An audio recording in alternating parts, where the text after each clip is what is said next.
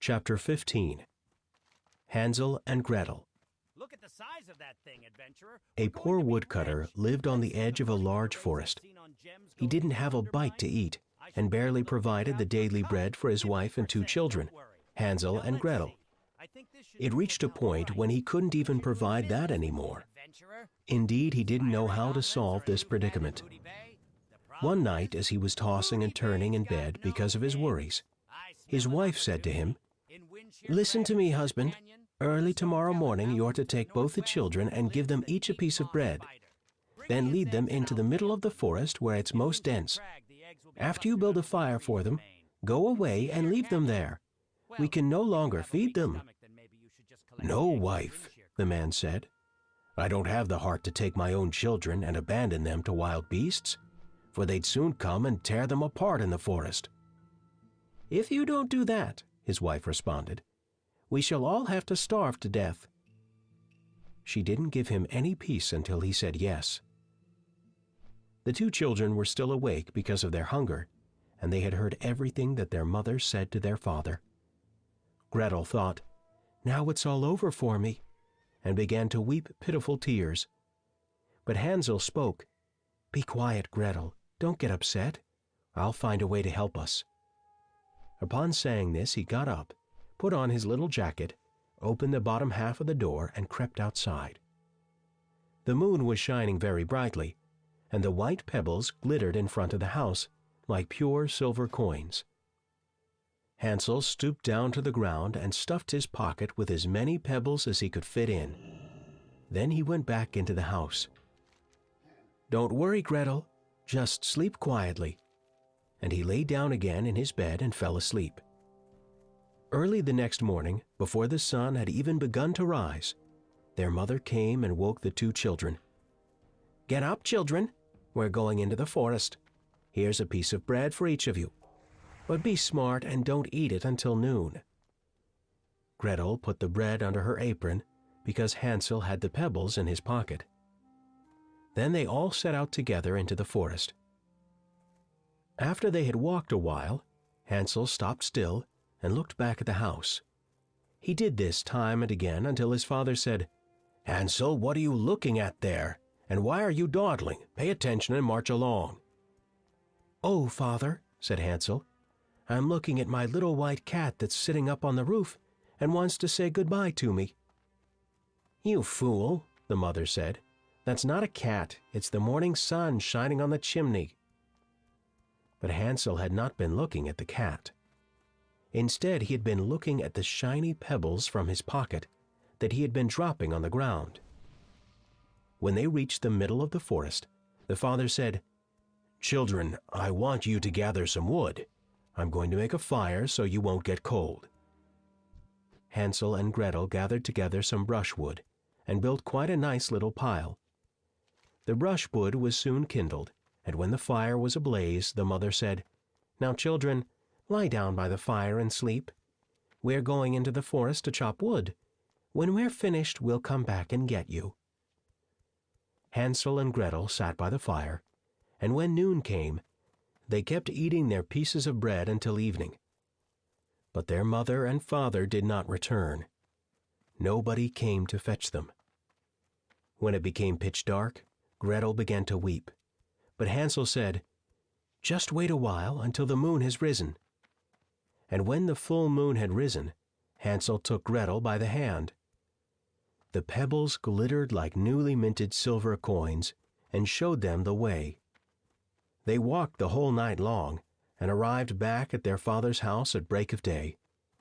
Their father rejoiced with all his heart when he saw his children again, for he had not liked the idea of abandoning them alone in the forest.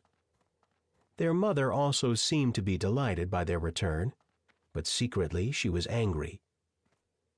Not long after this, there was once again nothing to eat in the house, and one evening Gretel heard her mother say to their father, "The children found their way back one time, and I just let that go. But now there's nothing left in the house except for a half a loaf of bread. Tomorrow you must take them farther into the forest, so they won't find their way back home again. Otherwise, there's no hope for us." All this saddened the father, and he thought, It'd be much better to share your last bite to eat with your children." But since he had given in the first time, he also had to yield a second. Hansel and Gretel overheard their parents' conversation. Then Hansel got up and intended to gather pebbles once again, but their parents had locked the door. Nevertheless, he comforted Gretel and said, "Just sleep, dear Gretel. The dear Lord will certainly help us." Early the next morning they each received little pieces of bread, but they were smaller than the last time. On the way into the forest, Hansel crumbled the bread in his pocket and stopped as often as he could to throw the crumbs on the ground. "Hansel, why are you always stopping and looking around?" asked the father. "Keep going." "Oh, I'm looking at my little pigeon that's sitting on the roof and wants to say goodbye to me," Hansel answered. "You fool," his mother said.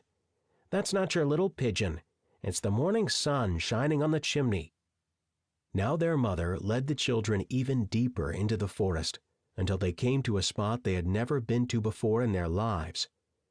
Once again they were to sleep by a large fire, and their parents were to come and fetch them in the evening.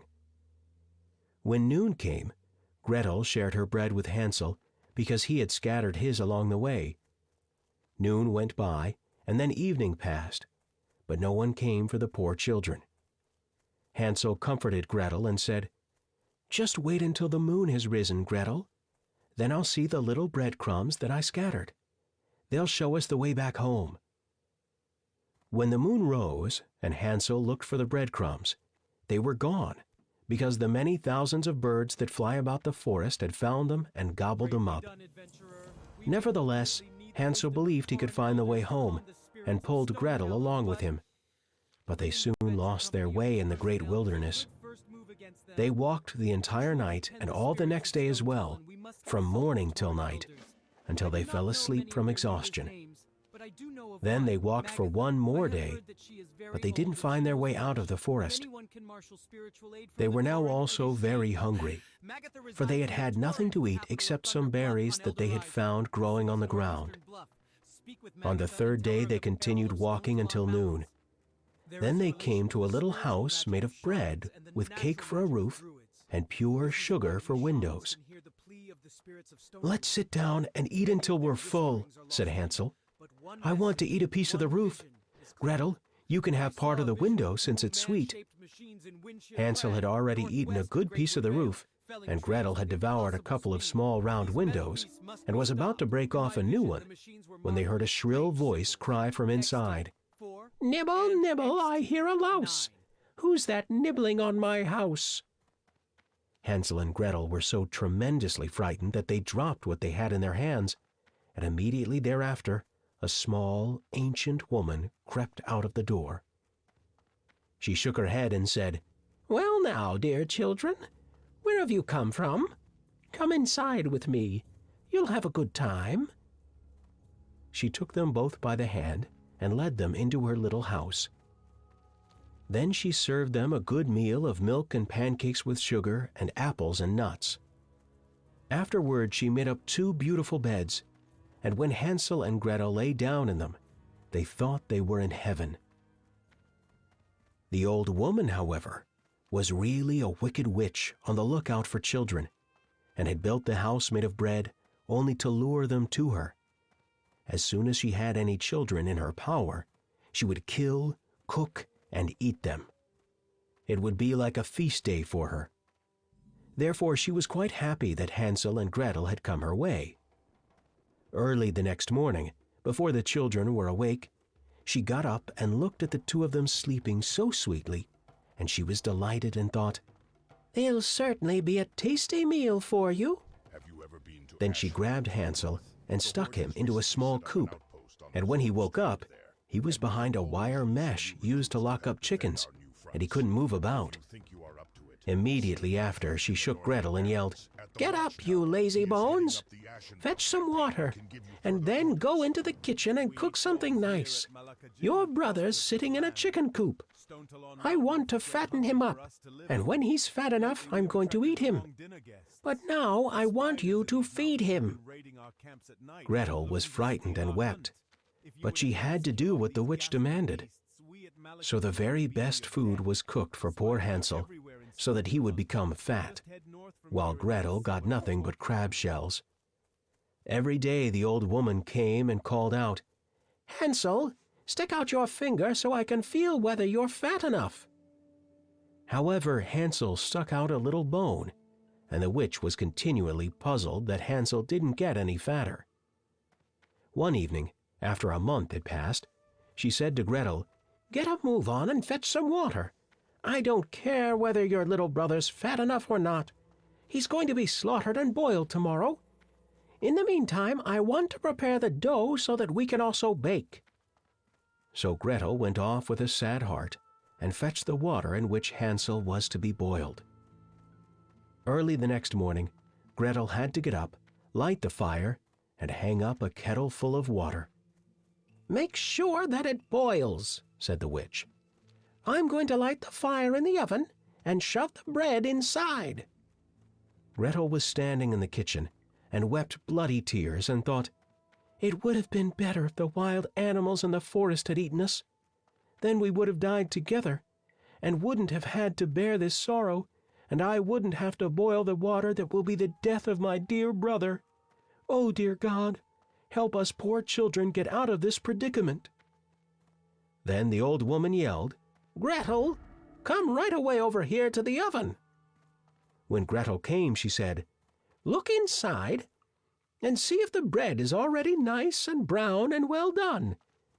My eyes are weak. I can no longer see so well from a distance, and if you can see, then sit down on the board, and I'll shove you inside. Then you can get around inside and check everything."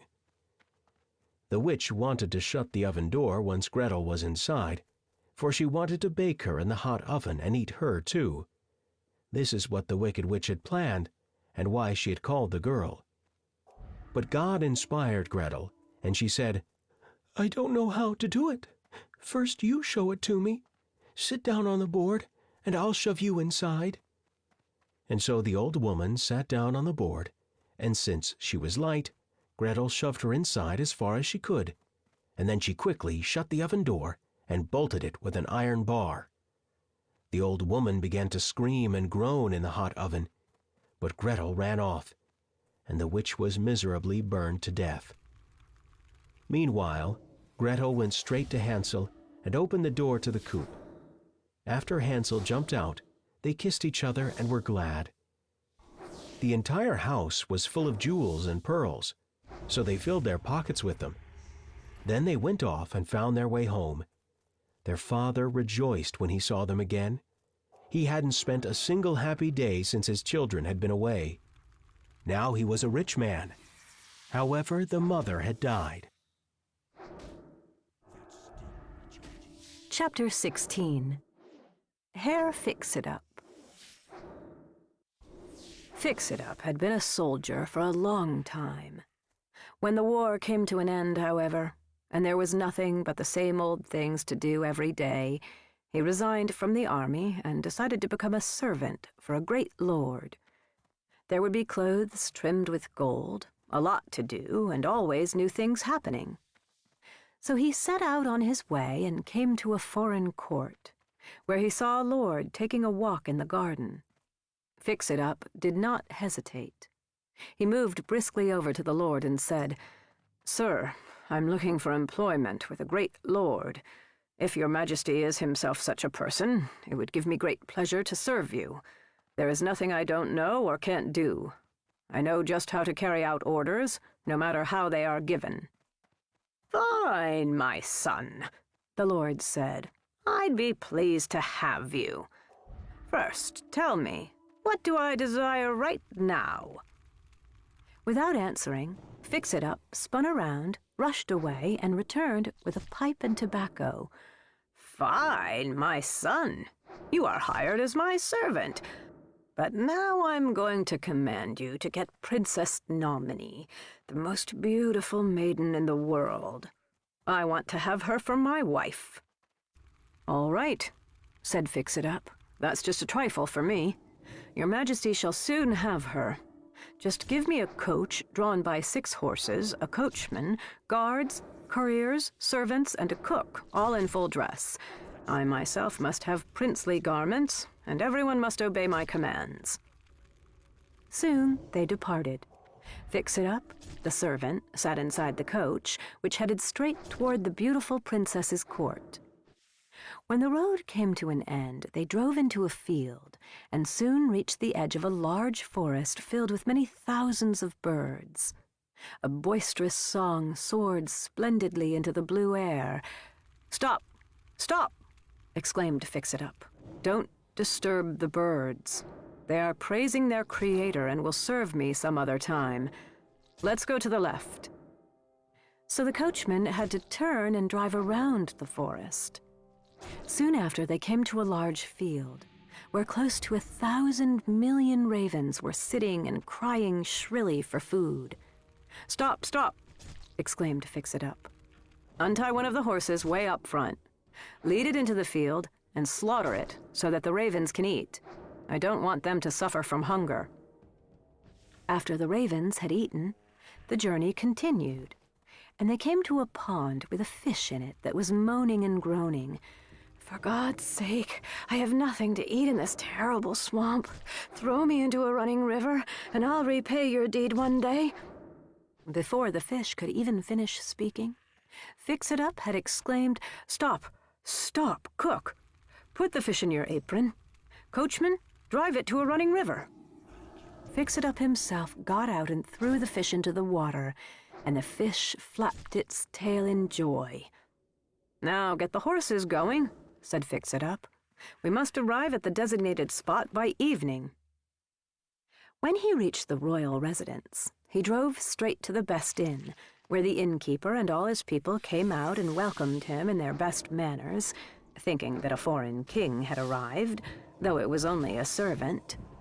Fix-It-Up had himself announced at the royal court, where he endeavored to make a good impression and court the princess. "My son," said the king, "many such suitors have already been turned away because they couldn't perform the tasks I assigned them to win my daughter." "All right," said Fix-It-Up. "Set any kind of hard task that you want me to do." "I've ordered 1/4 of a liter of poppy seeds to be sown in a field. If you can gather them so that not one kernel is missing, you shall have the princess for your wife." "Ho-ho," Fix-It-Up thought. "That's not much for me." Then he took a measuring cup, a sack, and snow-white sheets, went out to the field and spread the sheets next to the field where the seeds had been sown. Soon after, those birds whose singing he had left undisturbed in the forest arrived, and they picked up the seeds, kernel after kernel, and carried them to the white sheets. When the birds had picked up all of them, Fix-It-Up poured them into a sack, took the measuring cup under his arm, went to the king and measured out the poppy seeds for him. Now he thought the princess was already his, but he was wrong. "One more thing, my son," said the king. "My daughter has recently lost her golden ring. You must return it to me before you can have her." Fix-It-Up did not get upset. "Let your majesty show me the river and bridge where the ring was lost. Then I shall soon return it to you." When Fix-It-Up was brought there, he looked down, and there he saw the fish that he had thrown into the river. It stuck its head out into the air and said, "Wait a moment. I'll dive below. A whale has the ring underneath its fins, and I'll fetch it." Indeed, the fish soon returned and tossed the ring onto the shore. Fix-It-Up brought it to the king, but the latter replied, "Now just one more thing. There's a unicorn in the forest, and it's been causing a great deal of damage. If you can kill it, there's nothing more you'll have to do." Fix-It-Up did not get very upset here either. Instead, he went straight into the forest, where he came across the ravens whom he had once fed. "Just have a little more patience," they said. "The unicorn is lying down and sleeping, but it's not on the side where you can see its eye. When it turns over, we'll peck out its good eye. Then it'll be blind and run furiously against trees and get itself stuck with its horn. That's when you'll be able to kill it easily." Soon the beast tossed itself around a few times and lay on its other side. All at once, the ravens swooped down and pecked out its good eye. When it felt the pain, it jumped up and ran wildly around the forest. After it got its horn stuck in a thick oak tree, Fix-It-Up jumped out, cut off its head, and brought it to the king, who could no longer deny him his daughter. She was delivered to Fix-It-Up, who took a seat next to her in the coach. He was in full dress, just as he had come, and immediately drove off and brought the lovely princess to his lord. Fix-It-Up was given a fine reception, and the lord's wedding with the princess was celebrated in great splendor. Then Fix-It-Up was appointed prime minister. Everyone in the company to whom this tale was told wished to be at the celebration. One person wanted to be chambermaid, the other wardrobe attendant. Someone wanted to be a chamber servant, another the cook, and so on. Chapter 17. The White Snake.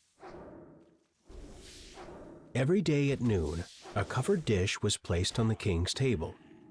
Then, after everyone left, the king would eat alone from this dish, and nobody in the entire realm knew what kind of food was in it.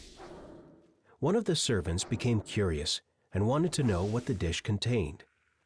On one occasion, after the king had ordered him to take the dish away, he could no longer restrain himself. So he took the dish to his room and uncovered it. As he lifted the cover, he found a white snake lying inside, and once he laid his eyes on it, he felt a great desire to taste some of it.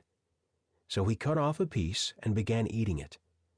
No sooner did his tongue touch the flesh of the snake than he understood the language of animals and heard what the birds on the windowsill were saying to each other. On this very same day, the queen lost one of her most beautiful rings, and the suspicion fell on him. The king also said that if he was not able to find the thief by morning, he himself would be punished as if he had been the guilty person. The servant became sad and went down into the courtyard, where some ducks were resting in the water. As he was watching them, he heard one of them say, "There's something heavy in my stomach. I ate a ring that the queen has lost." The servant took the duck and carried it to the cook. "Kill this one. It's fat enough." So the cook cut off the duck's neck, and when he began cleaning it, the queen's ring was lying in its stomach. The servant brought it to the king, who was astonished and happy. Since he was so sorry that he had treated the servant unjustly, he said, "Demand whatever you would like, and whatever position of royal honor you would like." However, the servant declined every offer, even though he was young and handsome. His heart was sad, and he didn't want to remain at the court any longer. So he asked only for a horse and for money to travel and see the world. Well, he was provided with everything in the very best way. The next morning he rode off and came to a pond where 3 fish were trapped in the reeds and were wailing that they'd have to die if they couldn't get back into the water. So he dismounted, took them out of the reeds, and put them back into the water. Then the fish cried out, "We'll remember you, and one day we'll repay you." He rode on, and a while later he heard an ant king crying out, "Get away from us! Your enormous beast is trampling us with his large hooves." The young man looked down to the ground and saw that his horse had stepped on an anthill. So he turned his horse away, and the ant king called out, "We'll remember you, and one day we'll repay you." Soon the servant entered a forest where 2 ravens were throwing their young ones out of their nests. They said that their tiny ones were now big enough and could feed themselves. The young birds lay on the ground and screamed that they would die from starvation because their wings were still too small and they couldn't fly yet and search for food. So the young man dismounted, killed his horse with his sword, and threw the horse to the young ravens. They hopped over to the horse, ate their fill, and said, "We'll remember this, and one day we'll repay you." The young man moved on and came to a large city, where he heard a proclamation that whoever wanted to marry the king's daughter would have to perform a task given by her, and if he didn't complete it successfully, he would forfeit his life. Many princes had already been there and had lost their lives, so there was nobody anymore who dared to try. This is why the princess had the proclamation issued again. The servant thought about it and decided to declare himself as a suitor. So he was led out to the sea, where a ring was thrown into it. He was to fetch it, and if he came out of the water without it, he'd be pushed back into the sea and would have to die in the water. As he was standing on the shore, the 3 fish that he had taken from the reeds and thrown into the water came swimming toward him. One of the fish held a shell in its mouth, and the ring was in the shell. The fish set it down on the beach at the feet of the young man, who was full of joy. So he brought the ring to the king and demanded the princess. However, when the princess heard that he wasn't a prince, she refused to accept him. Instead, she scattered 10 sacks full of millet seed in the grass. He was to pick them all up before sunrise the next day, and every grain was to be gathered, or else he'd lose his life. All at once the ant king came with all his ants, whom the young man had protected, and they picked up the millet seeds during the night and poured them back into the sacks. By morning they had finished the task. When the princess saw that the sacks had been filled, she was astonished, and the young man was brought before her. Since he was handsome, she liked him, but demanded that he perform a 3rd task. He was to fetch an apple from the tree of life. As he stood there and thought about how he might get it, one of the ravens whom he had fed with his horse came and brought the apple in its beak. This is how he became the princess's husband, and when her father died, he became king of the entire country. Chapter 18. The Journey of the Straw, the Coal, and the Bean. A straw, a coal, and a bean came together and wanted to take a great journey. They had already gone through many countries when they reached a brook without a bridge and couldn't cross. Finally, Straw came up with a good idea. He laid himself across the brook, and the others were to cross over him. First Coal, then Bean. Coal took wide steps and slowly crossed the straw, while Bean toddled after. When Coal got to the middle of Straw, however, Straw began to burn, and burned through and through. Coal fell fizzling into the water and died. Straw broke into 2 pieces and flowed away. Bean, who was somewhat behind, slipped and fell into the water but managed to help herself a little by swimming. Finally, Bean had to drink so much water that she burst and was driven to shore in this condition. Fortunately, a tailor was sitting there. He was resting while taking a hike in the woods. Since he had a needle and thread in his sack, he sewed Bean together. Ever since this time, all the beans have a seam. According to another story, Bean was the first to make it across the straw. She reached the other side safely and looked back at Coal on the other side and how he was crossing. In the middle of the way, Coal burned through Straw, fell into the water, and fizzled. When Bean saw this, she laughed so hard that she burst. The tailor, who was sitting on the shore, sewed her up, but only had black thread. This is why all the beans have a black seam. Chapter 19. The Fisherman and His Wife. Once upon a time there was a fisherman who lived with his wife in a piss-pot near the sea. Every day the fisherman went out to fish, and all he did was fish and fish. One day he was sitting with his line and gazing into the clear water, and all he did was sit and sit. Suddenly his line sank deep down to the bottom, and when he pulled it up, he had a large flounder on the line, and the flounder said to him, Listen here, fisherman. I beg of you, let me live. I'm not a real flounder, but an enchanted prince. So what good would it do you to kill me? I certainly wouldn't taste very good. Put me back into the water and let me go." "Hold on," said the man. "You don't have to waste your words on me. I would have thrown a talking fish back into the water anyway." He then put the fish back into the clear water, and the flounder swam to the bottom, leaving behind a long streak of blood. Then the fisherman stood up and returned to the piss pot to be with his wife, and told her that he had caught a flounder, but since it had been an enchanted prince, he had let him go. "Didn't you wish for anything?" asked the wife. "No," said the husband. "What should I have wished for?" "Ah," said the wife. "Don't you think it's awful that we've got to live in this piss pot? It stinks and it's disgusting. You should have wished for a little hut. Go back and call him. Tell him we want a little hut. I'm sure he'll give us one." The husband didn't think that this was the right thing to do, but he went back to the sea anyway, and when he arrived the sea was green and yellow, and he stood on the shore and said, "Flounder, flounder in the sea, if you're a man, then speak to me. Though I don't agree with my wife's request, I've come to ask it nonetheless."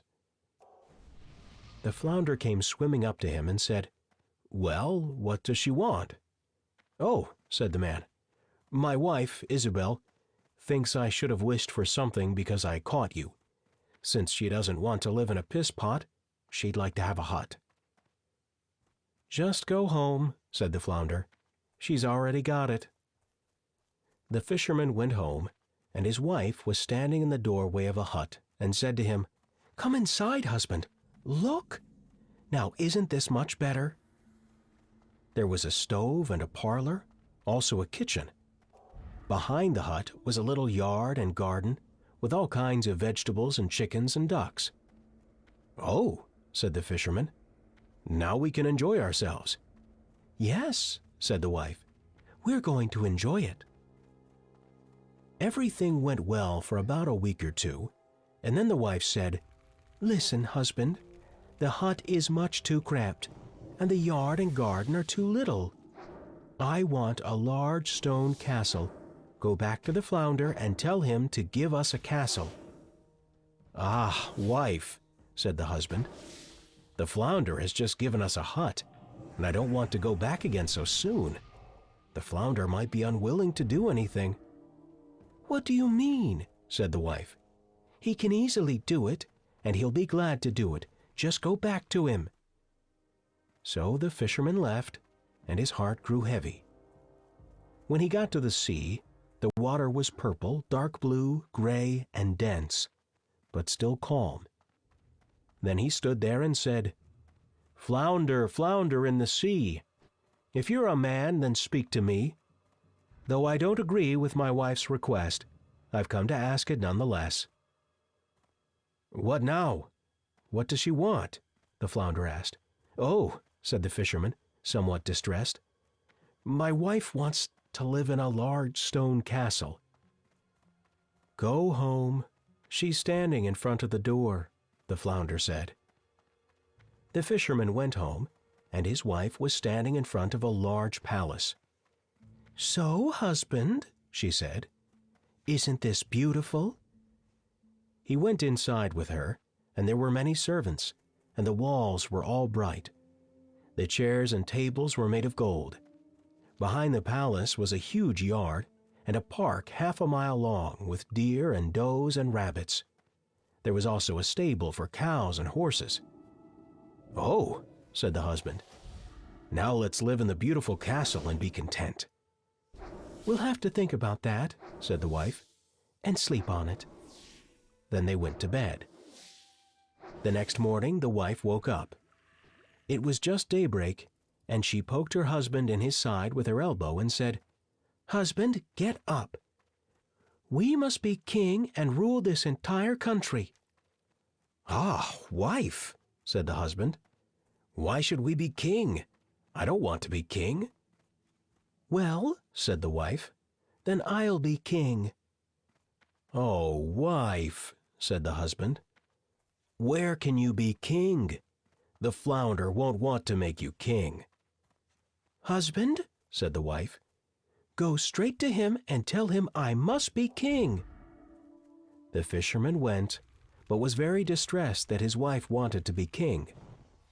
When he got to the sea, it was completely gray and black, and the water was fermenting from below. The fisherman stood there and said, "Flounder, flounder in the sea, if you're a man, then speak to me. Though I don't agree with my wife's request, I've come to ask it nonetheless." "Well, what does she want?" asked the flounder. "Oh," said the man, "she wants to be king." "Go back home," said the flounder. "She's already king." Then the man went home, and as he approached the palace he saw that there were many soldiers, drums, and trumpets. His wife was sitting on a high throne of gold and diamonds, and she wore a large golden crown. 2 rows of ladies-in-waiting were standing on either side of her, each lady a head shorter than the next. "Oh," said the fisherman, "now you're king, aren't you?" "Yes," said his wife, "I am king." After he gazed at her for some time, he said, "Oh, wife, it's wonderful that you're king. Now let's not wish for anything more." "No, husband," the wife said as she became very restless. "I have too much time on my hands, and I can't stand it any more. I'm king, but now I also want to be emperor." "Oh, wife," said the fisherman, "why do you want to be emperor?" "Husband," she said, "go to the flounder. I want to be emperor." "Oh, wife," the husband said, "he can't make you emperor. I don't want to tell that to the flounder." "I'm king," she said, "and you're just my husband. Go there at once." The fisherman went away, but as he was walking he thought, "This won't turn out well at all. It's outrageous for her to be emperor. The flounder's going to become sick and tired of this in the end." When he got to the sea, it was all black and dense, and a strong wind whipped across the surface and made the water curdle. Then the fisherman stepped forward and said, "Flounder, flounder in the sea, if you're a man, then speak to me. Though I don't agree with my wife's request, I've come to ask it nonetheless." "Well, what does she want?" asked the flounder. "Oh, flounder," he said, "my wife wants to be emperor." "Go back home," said the flounder. "She's already emperor." Then the man went home, and when he arrived, he saw his wife sitting on a very high throne, made from a single piece of gold. She was wearing a large crown, 3 yards tall and covered with diamonds and garnets. She was flanked on either side by 2 rows of bodyguards, each man shorter than the next, beginning with a tremendous giant 2 miles tall, and ending with the tiniest dwarf, who was no bigger than my pinky. There were also many princes and dukes standing before her, and her husband stepped up and said, "Wife, now you're emperor, aren't you?" "Yes," she said, "I'm emperor." "Oh," said the fisherman, and he gazed at her for some time. "It's wonderful that you're emperor." "Husband," she replied, "why are you standing there like that? I'm emperor, but now I also want to be pope." "Oh, wife," said the husband, "why do you want to be pope?" "Husband," she said, "I want to be pope." "No, wife," said the fisherman, "the flounder can't make you pope. It won't turn out well." "Stop talking nonsense, husband," said the wife. "If he can make me emperor, he can also make me pope. Go there at once." So the fisherman went off, but he felt rather queasy. He was trembling and his knees began to wobble. A strong wind swept across the land, The water rose up in waves, and the waves splashed against the shore.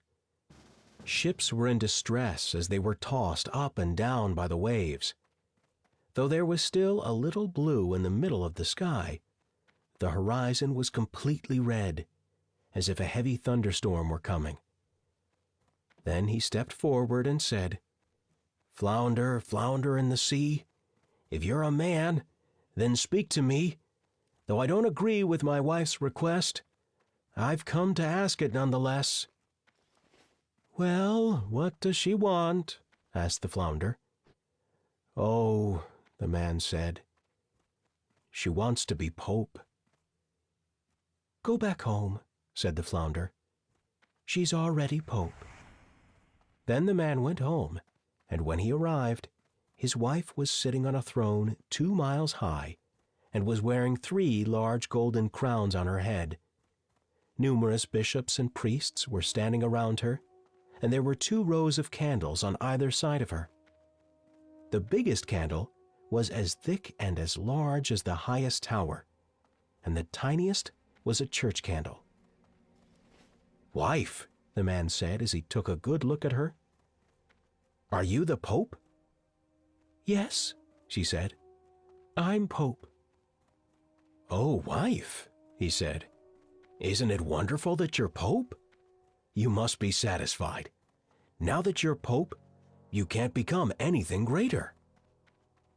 "I'll think about it," said the wife. Then they both went to bed, but she wasn't satisfied, and her ambition prevented her from sleeping. She kept thinking of ways she might become greater than she was.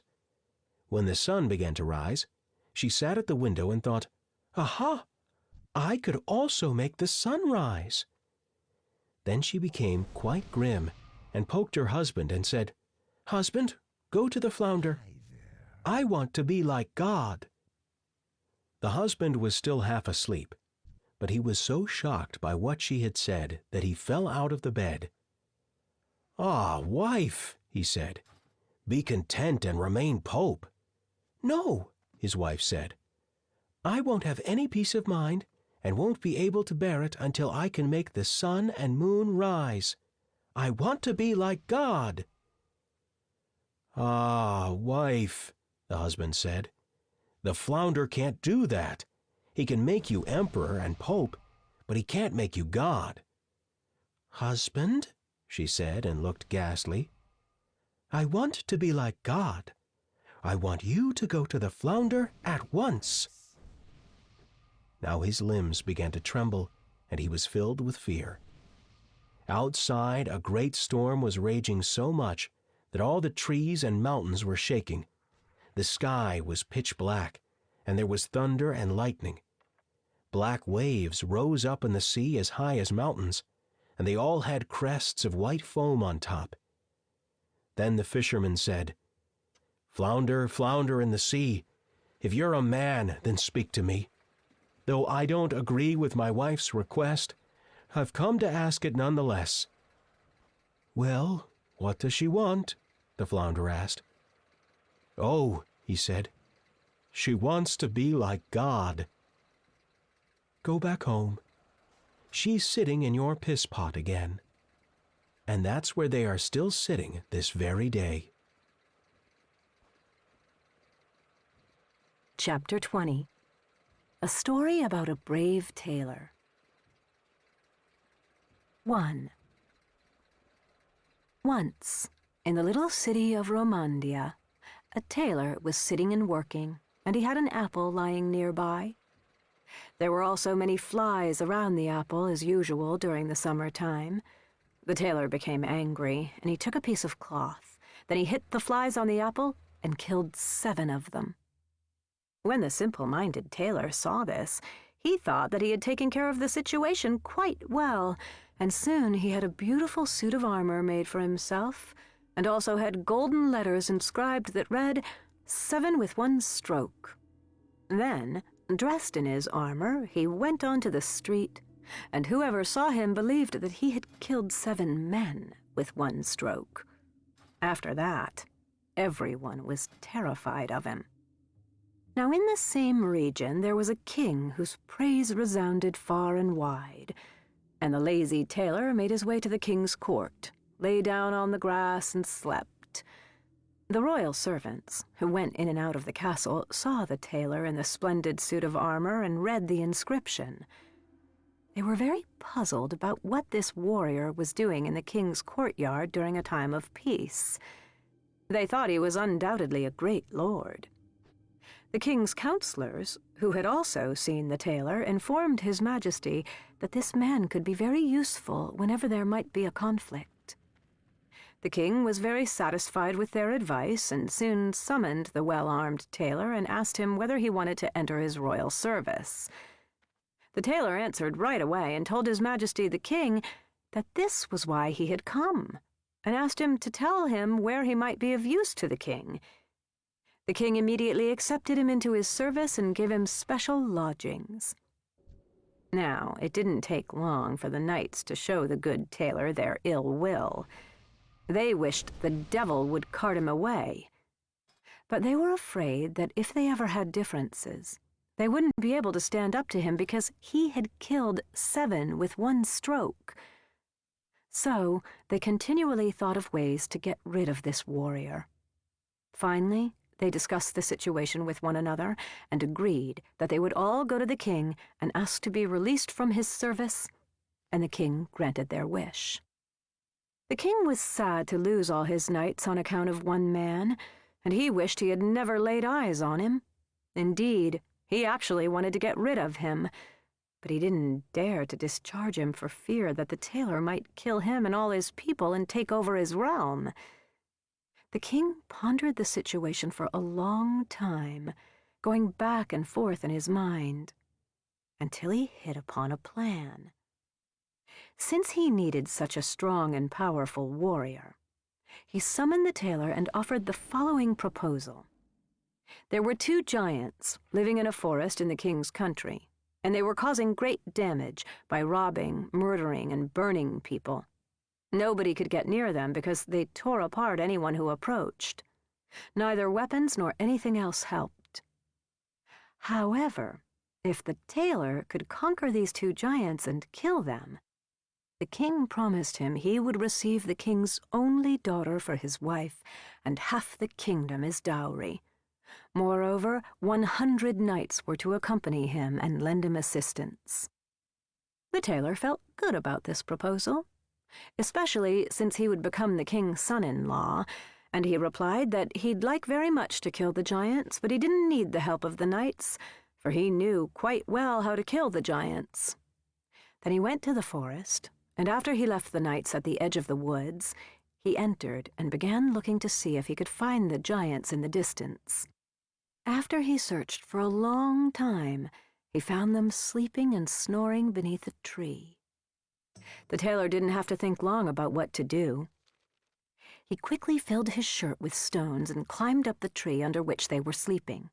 Then he threw one stone after another on the chest of one of the giants until he woke up. The giant became angry with his companion and asked him why he was hitting him. The other giant excused himself as best he could. Then they lay down to sleep again, and the tailor threw a stone at the other giant.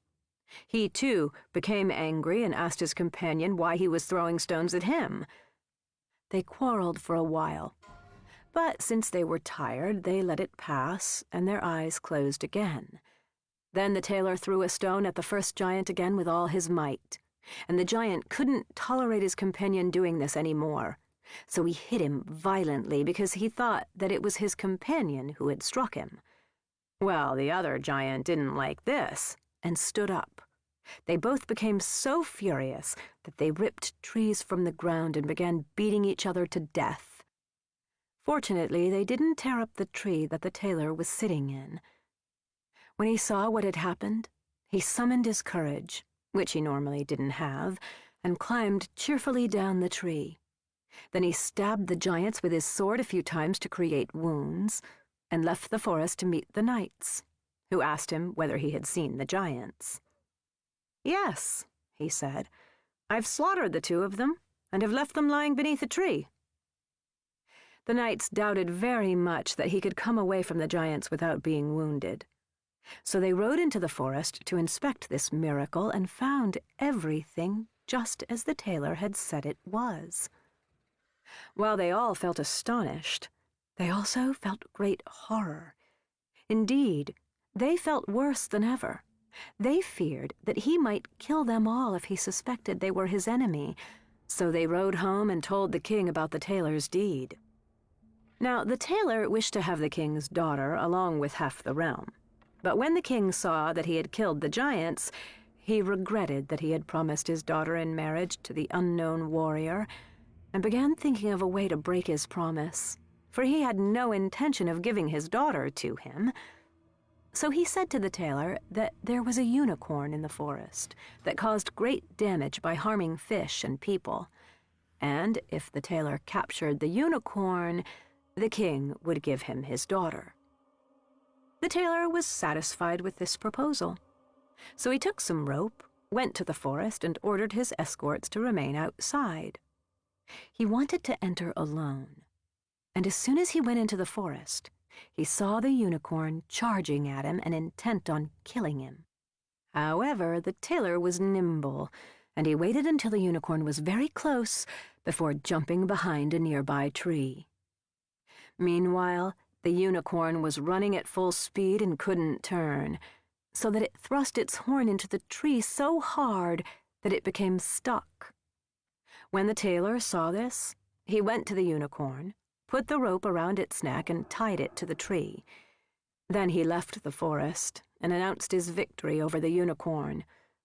Once the king learned of the tailor's triumph, he became tremendously sad and didn't know what to do, for the tailor continued to desire his daughter. So, once again, the king demanded that he perform a task and capture a wild boar that was running around in the forest, and if he succeeded, the king would immediately give him his daughter. The king's huntsmen were to lend him a hand. So the tailor went off to the forest with the huntsmen, but he ordered them to stay outside, and they were pleased, for the wild boar had already given them such rough treatment that they had no desire to chase it, and they thanked the tailor very much. Once the tailor entered the forest, the boar charged at him, foaming at the mouth and gnashing its teeth, and sought to trample him to the ground. Fortunately, there was a chapel in the forest where people often rested, and it was nearby. When the tailor saw it, he ran inside and jumped right out again through one of the windows. The boar followed him inside, while the tailor ran around on the outside, slammed the door shut, and locked the boar in the little church. Then he went and announced to the huntsman that he had captured the boar. In turn, they rode to the king and informed him of the tailor's deed. It's not clear whether the king liked it or not, and that doesn't matter. He had to give his daughter to the tailor. However, I'm certain that if he had known that the hero was actually a tailor, he would have put a noose around his head instead of giving his daughter to him. As it was, the king had to give his daughter to this stranger, but with grave concern. Thereafter, the tailor didn't ask much, but just thought about becoming the king's son-in-law. So the wedding took place with little joy, and a king was made out of a tailor. After he had spent some nights lying next to his bride, the tailor began talking in his sleep, and said, "Boy, finish that jerkin and mend the trousers fast, or else I'll give you a whack on your head with my yardstick." Well, his wife happened to hear all of this, and she went to her father to complain. She begged him to help her get rid of this husband who was nothing but a tailor. The king was cut to the heart when he heard that he had given his only daughter to a tailor. So he consoled her as best he could and told her to leave the door of her bedroom open that night. Then he would post some servants outside, and when the tailor began to talk, they would go inside and do away with him. The king's daughter was content with this plan. However, the king had a weapons-bearer at his court who was kindly disposed to the tailor, and he had overheard everything.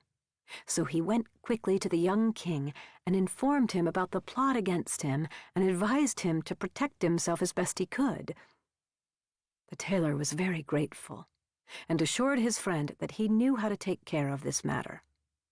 When night arrived, the tailor went to bed with his young queen and pretended to fall asleep, while she secretly got out of bed, went to the door, opened it, and then got back into bed.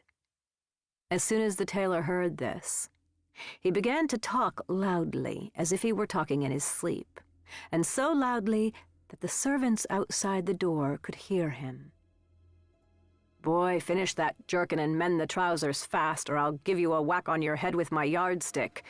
I've slain 7 with 1 stroke, killed 2 giants, captured a unicorn, and trapped a wild boar. Do you think I'm afraid of those fellows waiting outside my door?"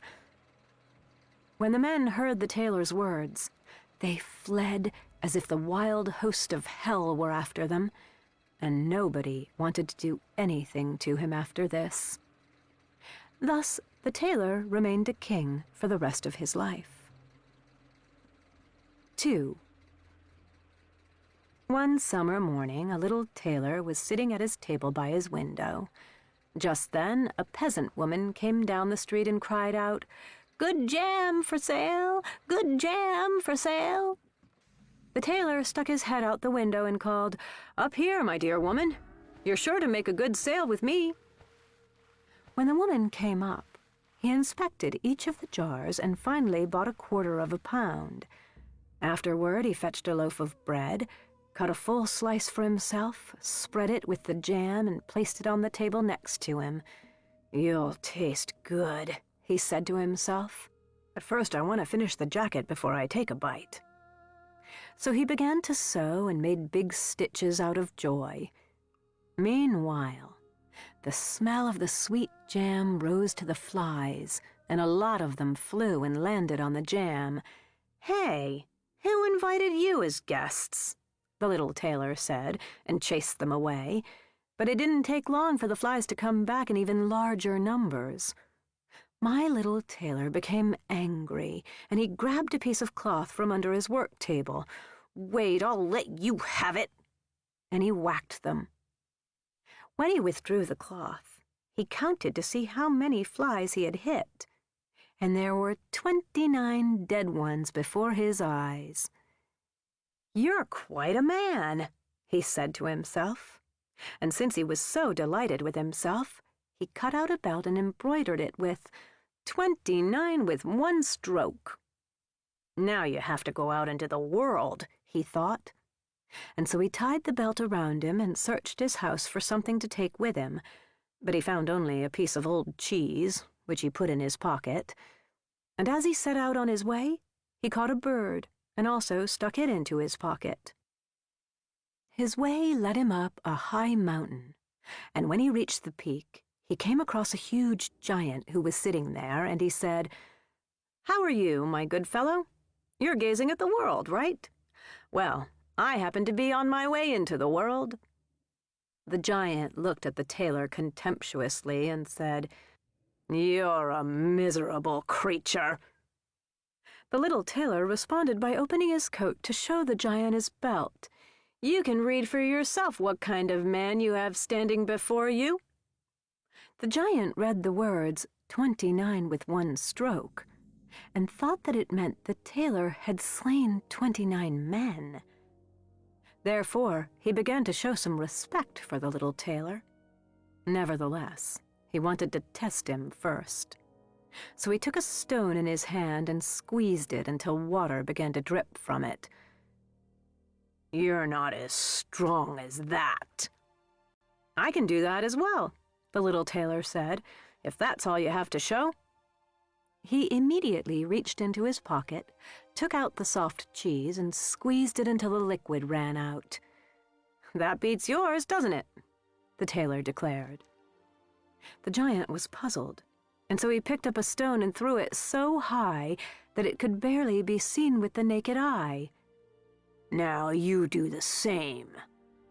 "That was a good throw," said the tailor, but even so, the stone had to return to the ground in the end. Now I'm going to throw one that won't ever come back." He reached into his pocket, took out the bird, threw it into the air, and the bird flew away for good. How did you like that? The giant was astounded, so he decided to join him, and they continued walking together until they came to a cherry tree. The giant seized the top where the fruit was ripest. He bent it down, handed it to the tailor, and told him to eat some of the fruit. But the little tailor was much too weak to hold on to the treetop, and when the giant let go of it, the tailor was catapulted into the air. After he had come down again unharmed, the giant said, "What's this? Don't tell me that you're not strong enough to hold on to that twig." "That's nothing," the tailor responded. "Do you think that something like that is really difficult for a man who's slain 29 with one stroke? Do you know why I did that? I jumped over the tree because some huntsmen were shooting there in the bushes. Let's see if you can jump over it yourself." Now the giant believed for sure that there was nobody in the world who could surpass the little tailor in strength and cunning. The rest of this tale is missing. Chapter 21. Cinderella. Once upon a time, there was a rich man who lived happily with his wife for a long time, and they had one little girl together. Then the wife became ill, and as she became deathly ill, she called her daughter and said, "Dear child, I must leave you, but when I am up in heaven, I shall look after you. Plant a little tree on my grave, and whenever you wish for something, shake it, and you'll have what you wish. And whenever you are otherwise in a predicament, then I'll send you help. Just stay good and pure." After she said this, she closed her eyes and died. Her child wept and planted a little tree on her grave and didn't need to water it, for her tears were good enough. The snow covered her mother's grave like a little white blanket, and by the time the sun had taken it off again and the little green tree had become green for the second time, the man had married a second wife. However, the stepmother already had 2 daughters from her first husband. They had beautiful features, but proud, nasty, and wicked hearts. After the wedding had now been celebrated, and all 3 entered the house, a difficult time began for the poor child. "What's this terrible and useless thing doing in our rooms?" the stepmother said. "Off with you into the kitchen. Whoever wants to eat bread must first earn it. She can be our maid." The stepsisters took away her clothes and dressed her in an old gray smock. "You look good in that," they said, while mocking her and leading her to the kitchen, where the poor child had to do heavy work. She had to get up before dawn, carry the water into the house, make the fire, cook, and wash. Meanwhile, her sisters did everything imaginable to cause her grief and make her look ridiculous. They poured peas and lentils into the ashes of the hearth, so she had to sit there the entire day and separate them. In the evening, when she was tired, there was no bed for her, and she had to lie next to the hearth in the ashes. Since she always rummaged in dust and looked dirty, they named her Cinderella. At a certain time, the king decided to organize a magnificent ball that was to last 3 days, and his son was supposed to choose a bride at this event. The 2 proud stepsisters were also invited to it. "Cinderella," they called to her, "come up here. Comb out our hair, brush our shoes, and fasten our buckles. We're going to see the prince at the ball." Cinderella worked hard and cleaned and brushed as well as she could.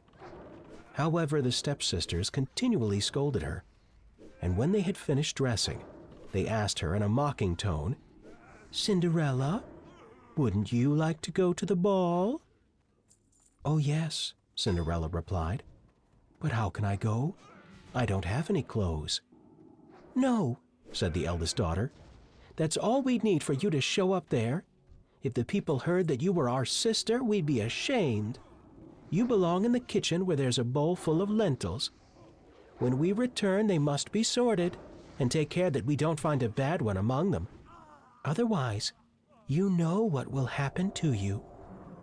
After that, the stepsisters left, and Cinderella stood there and looked after them.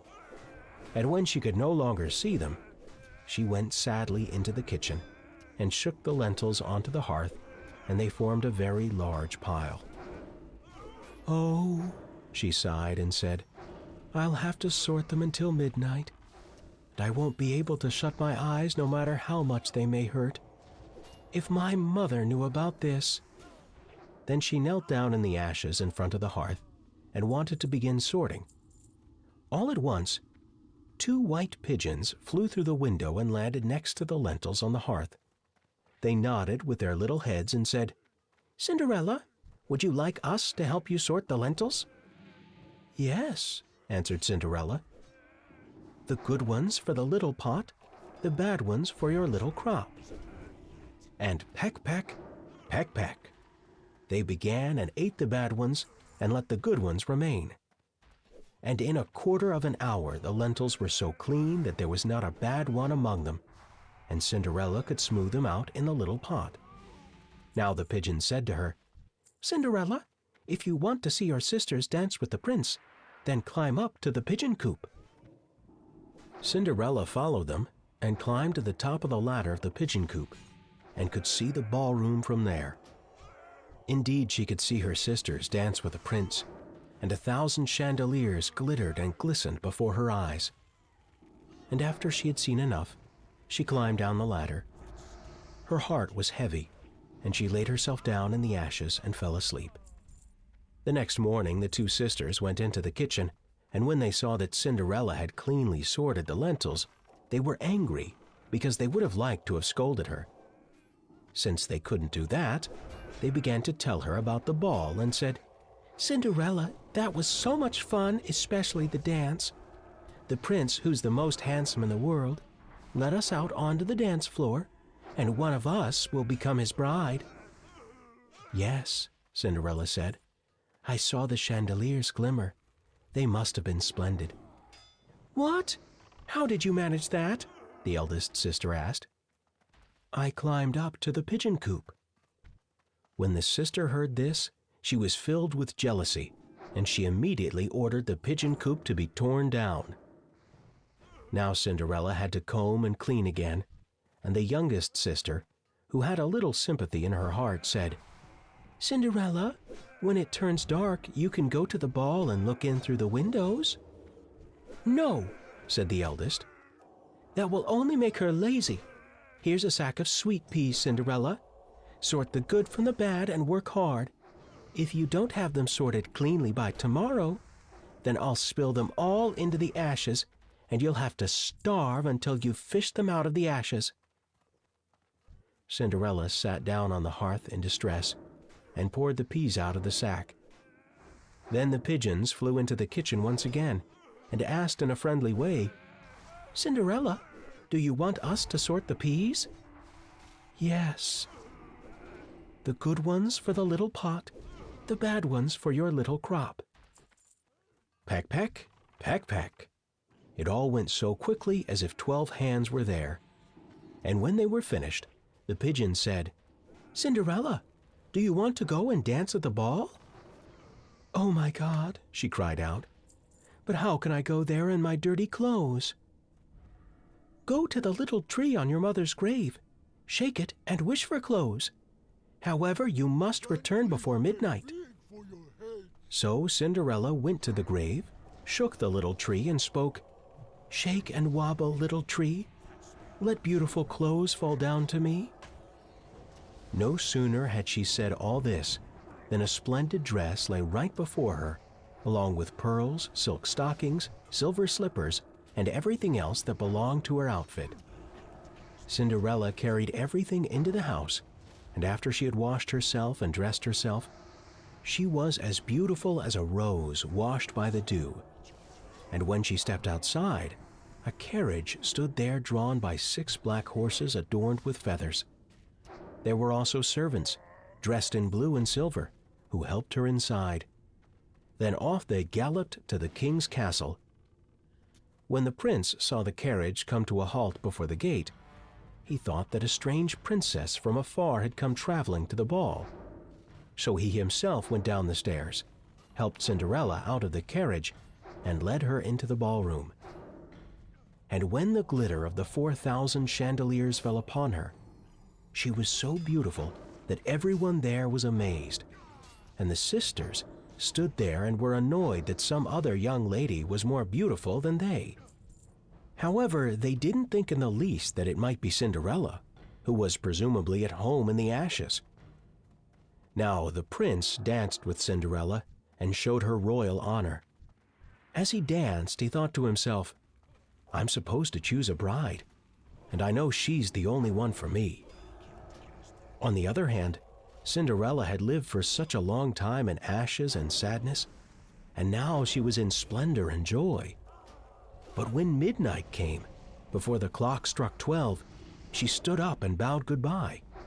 Even though the prince begged and begged, she refused to remain any longer. So the prince led her down the stairs.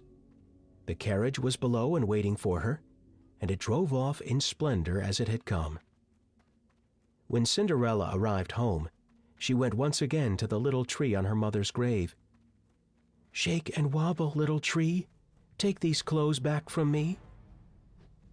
Then the tree took the clothes, and Cinderella had her gray smock on again. And she returned to the kitchen with it, put some dust on her face, and laid herself down to sleep. In the morning, the sisters came. They looked morose and kept quiet. Then Cinderella said, "You must have had an enjoyable time last night." "No, a princess was there, and the prince almost always danced with her. Nobody had ever seen her or knew where she came from." "Was it perhaps that lady who arrived in the splendid carriage pulled by 6 black horses?" Cinderella asked. "How do you know this?" "As I was standing in the entrance to the house, I saw her drive by." "In the future, stay inside working," said the eldest sister, who looked angrily at Cinderella. "What business do you have to stand in the entrance to the house?" For a third time, Cinderella had to dress up the 2 sisters, and as a reward, they gave her a bowl with peas that she was to sort. "And don't you dare to leave your work," the eldest sister cried out to her. Cinderella thought, "If only my pigeons will return," and her heart beat anxiously until the pigeons came as they had the previous night and said, "Cinderella, do you want us to sort the peas?" "Yes, the good ones for the little pot, the bad ones for your little crop." Once more the pigeons pecked the bad ones out, and once they were finished they said, "Cinderella, shake the little tree. It will throw down even more beautiful clothes. Go to the ball, but take care that you return before midnight." Cinderella went to her mother's grave. "Shake and wobble, little tree. Let beautiful clothes fall down to me." Then a dress fell down, and it was even more glorious and splendid than the previous one. It was made out of gold and precious gems. In addition, there were golden gusseted stockings and gold slippers. And after Cinderella was completely dressed, she glistened really like the sun at midday. A carriage drawn by 6 white horses that had plumes on their heads stopped in front of the house, and the servants were dressed in red and gold. When Cinderella arrived, the prince was already on the stairs and led her into the ballroom. And if everyone had been astonished by her beauty the day before, they were even more astounded this evening, and the sisters stood in a corner and were pale with envy. If they had known it was Cinderella, who was supposed to be at home in the ashes, they would have died of envy. Now the prince wanted to know who the strange princess was, where she came from, and where she drove off to. So he had people stationed on the road, and they were to pay attention to her whereabouts. Moreover, he had the stairs painted with black pitch so that she wouldn't be able to run so fast. Cinderella danced and danced with the prince and was filled with so much joy that she didn't think about midnight. All of a sudden, As she was in the middle of a dance, she heard the clock begin to strike. She was reminded of the pigeon's warning and was terrified. So she rushed to the door and flew down the steps.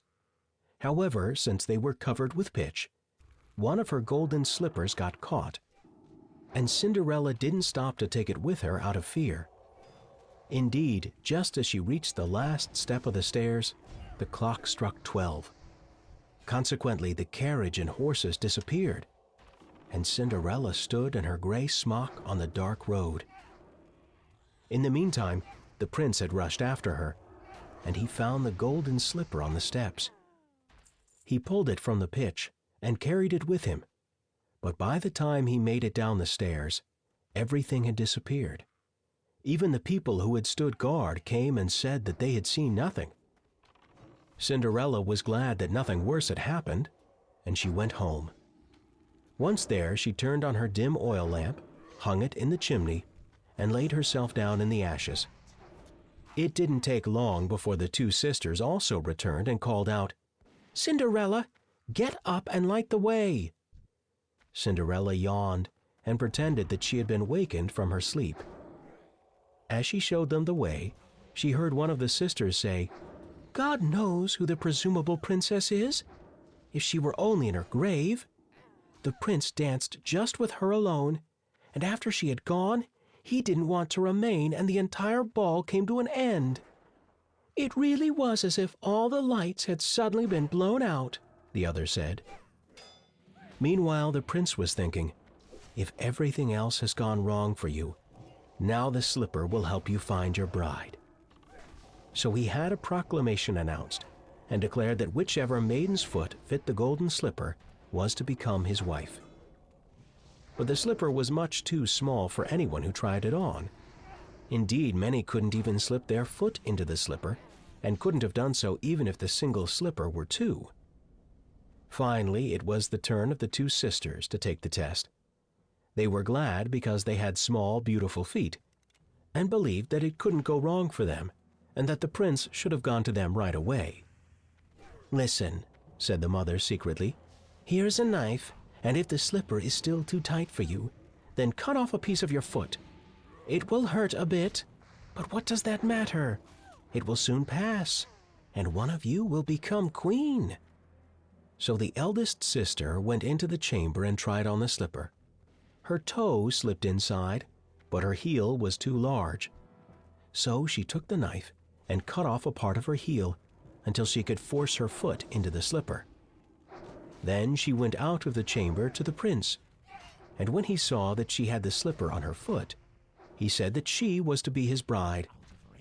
Then he led her to his carriage and wanted to drive off. However, when he came to the gate, the pigeons were above and called out, "Looky, look, look, at the shoe that she took. There's blood all over, the shoe's too small. She's not the bride that you met at the ball."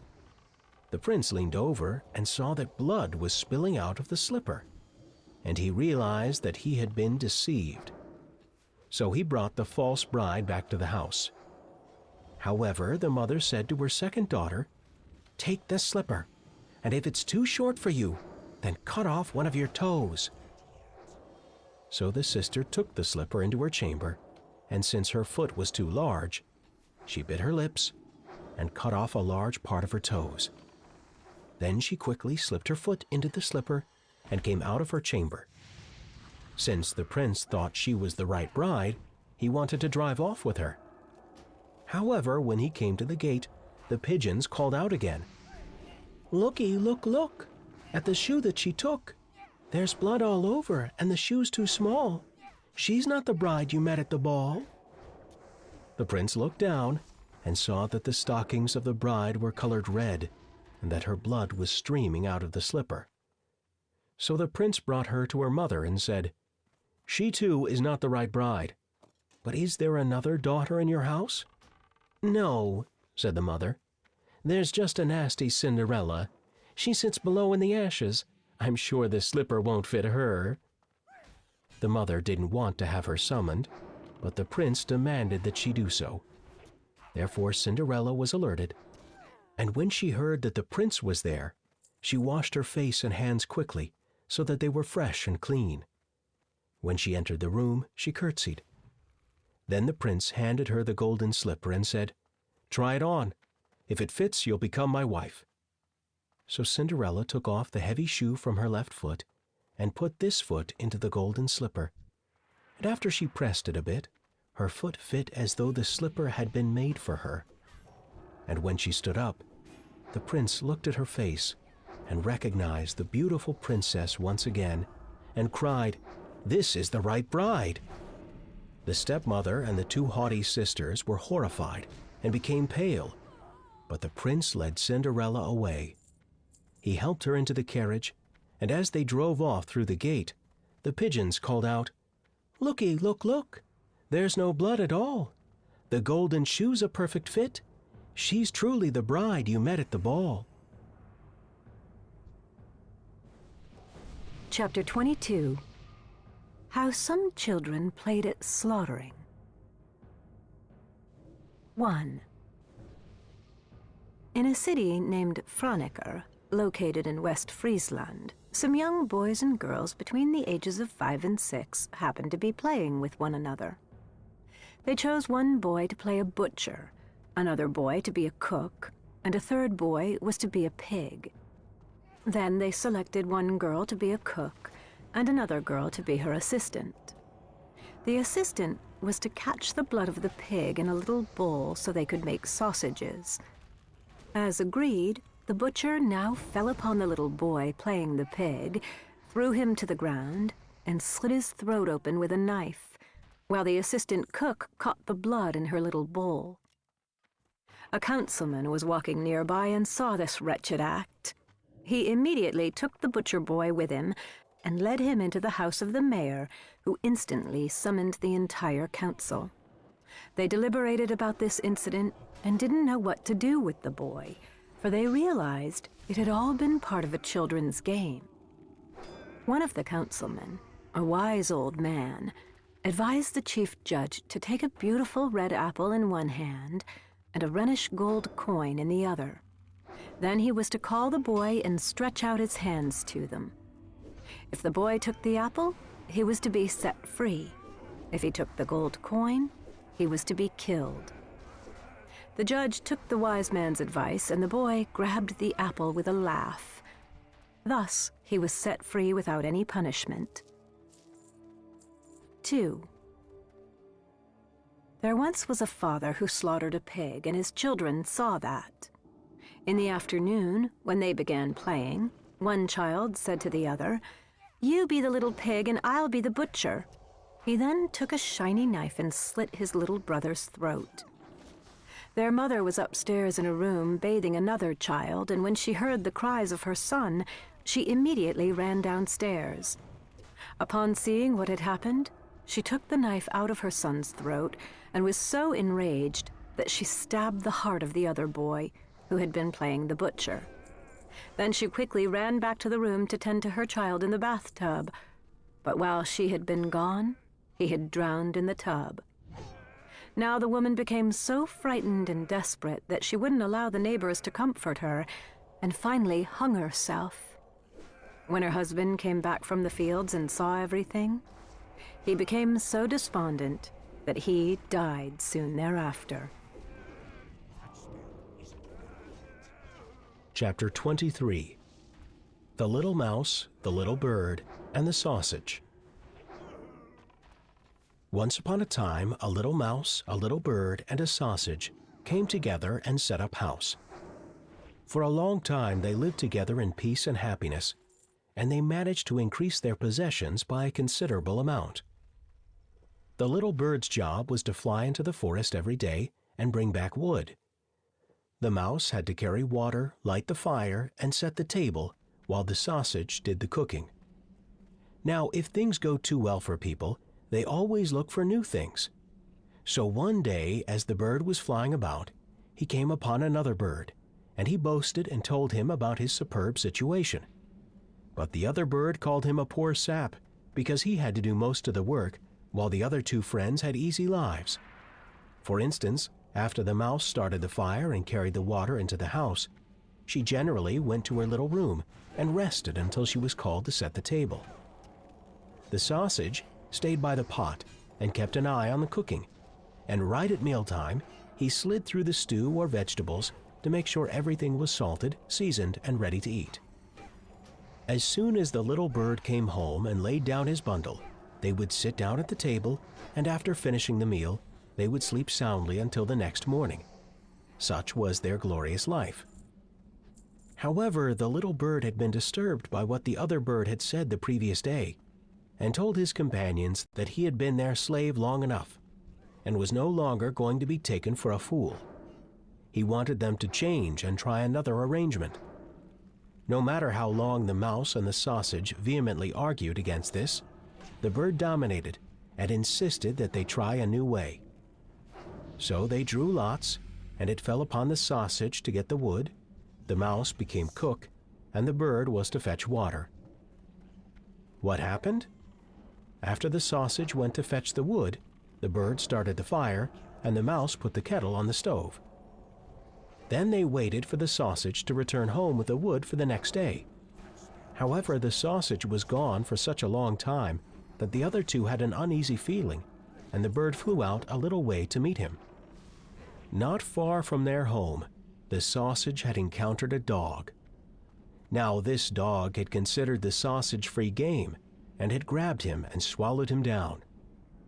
The little bird arrived and accused the dog of highway robbery.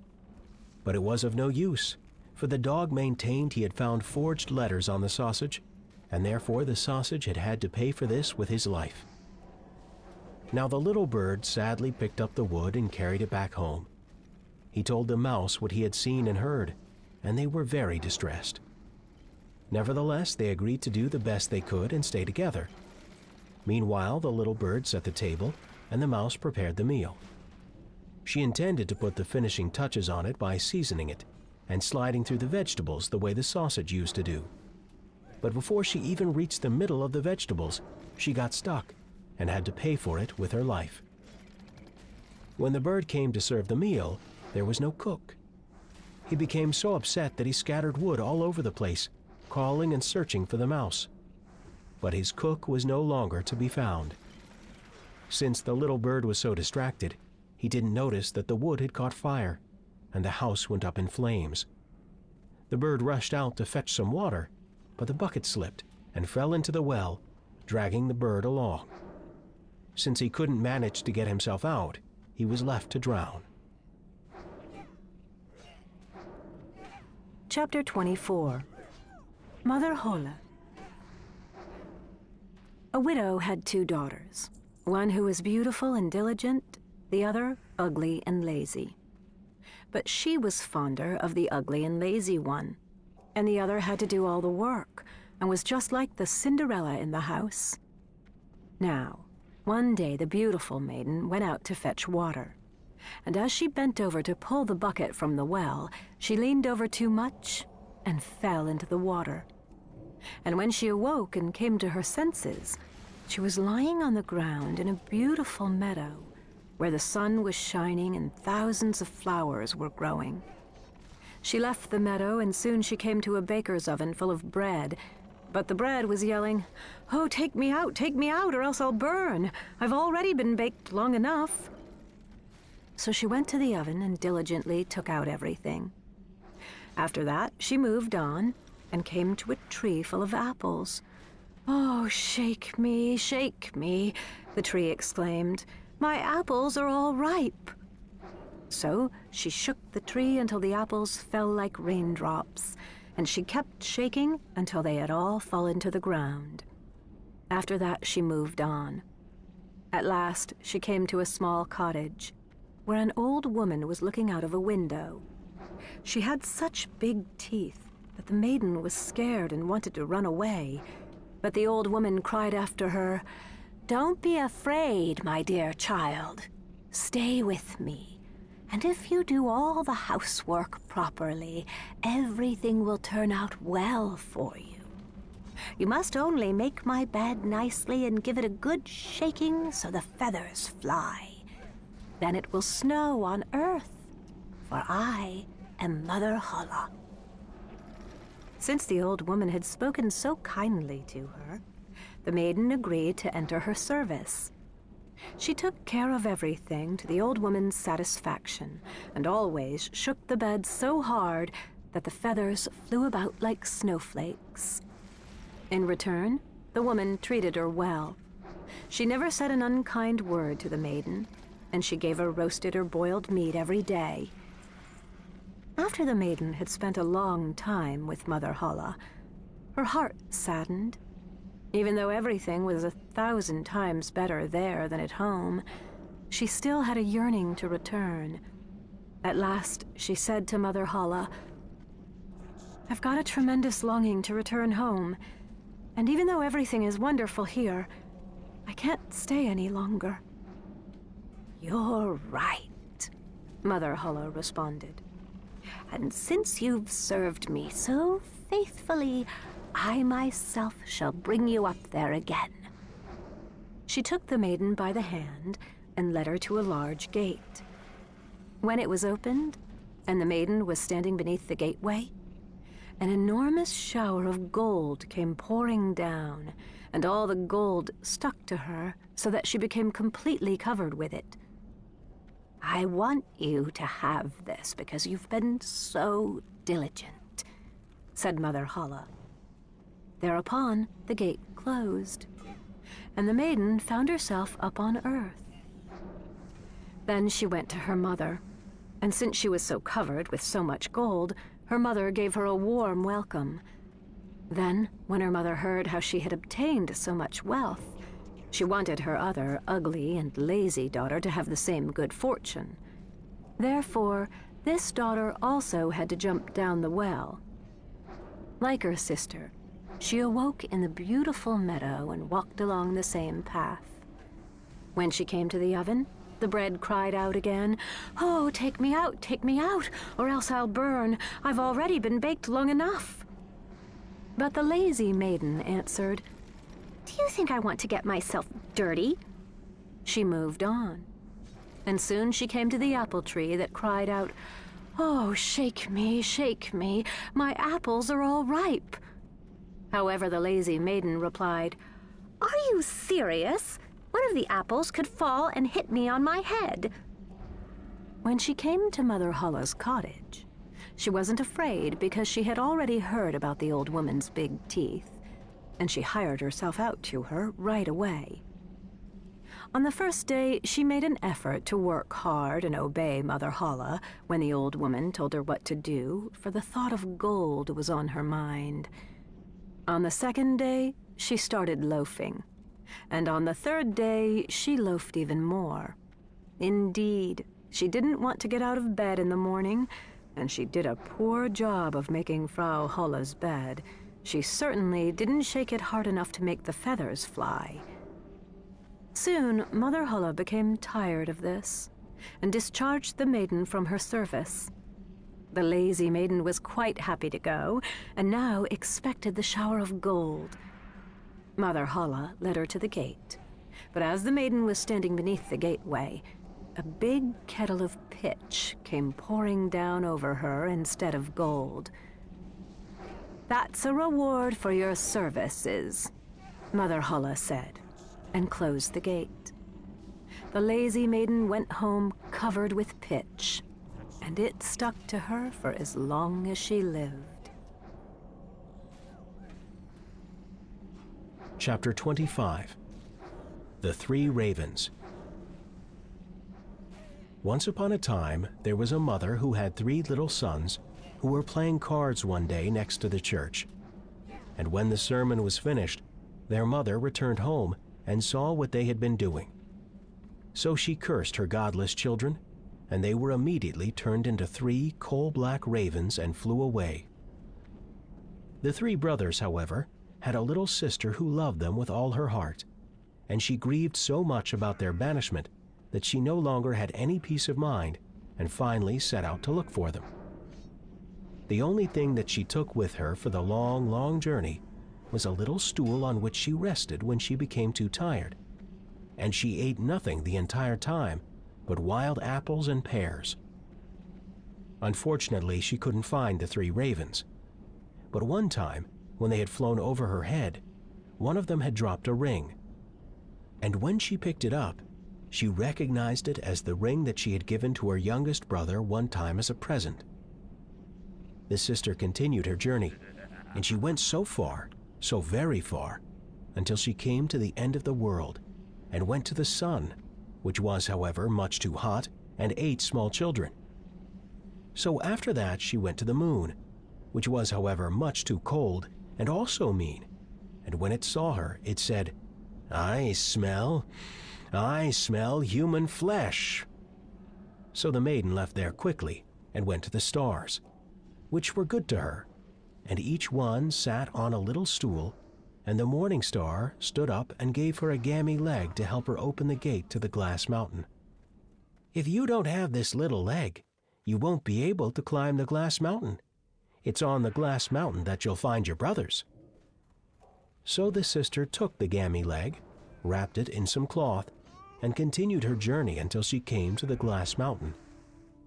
However, the gate was closed, and just as she wanted to take the gammy leg from the cloth, she discovered that she had lost it along the way. Since she didn't know what to do, she took a knife, sliced off her pinky, stuck it into the lock, and opened the gate. Then a little dwarf came toward her and said, "My child, what are you looking for here?" "I'm looking for my brothers, the 3 ravens." "The Lord Ravens are not at home," said the little dwarf. "If you want to wait, then come in." And the little dwarf brought 3 little plates and 3 little mugs, and the sister ate a bit from each little plate and drank a sip from each mug. And she let the little ring fall into the last mug. All of a sudden, a whizzing and a buzzing could be heard in the air. "The Lord Ravens are flying back home," said the little dwarf. And the ravens began to speak, one after the other. "Who has eaten from my little plate? Who has drunk from my little mug?" As the 3rd raven, however, came to his little mug, he found the ring and saw clearly that their little sister had arrived. They recognized her because of the ring, and they were all saved and transformed and were happy to go home. Chapter 26. Little Redcap. Once upon a time, there was a sweet little maiden. Whoever laid eyes upon her couldn't help but love her. But it was her grandmother who could never give the child enough. One day, she made her a present, a small red velvet cap. And since it was so becoming, and the maiden always wanted to wear it, people only called her Little Redcap. One day, her mother said to her, "Come, Little Redcap, take this piece of cake and bottle of wine and bring them to your grandmother. She's sick and weak, and this will strengthen her. Be nice and good and greet her from me. Go directly there, and don't stray from the path.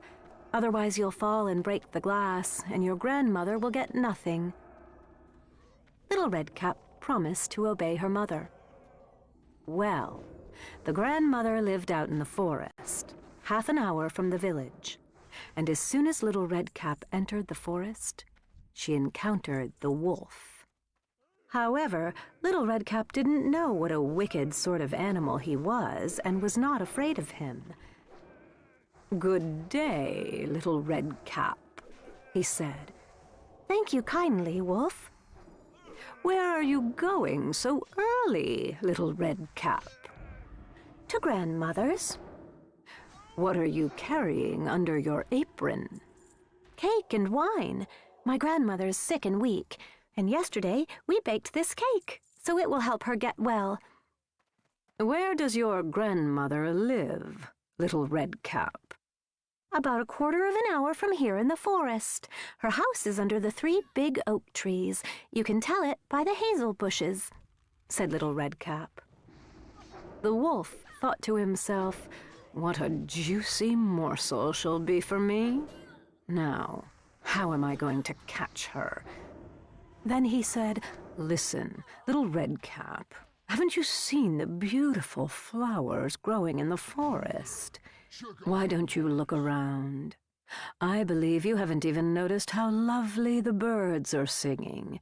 You march along as if you were going straight to school in the village, and yet it's so delightful out here in the woods." Little Redcap looked around and saw that the sun had broken through the trees and that the woods were full of beautiful flowers.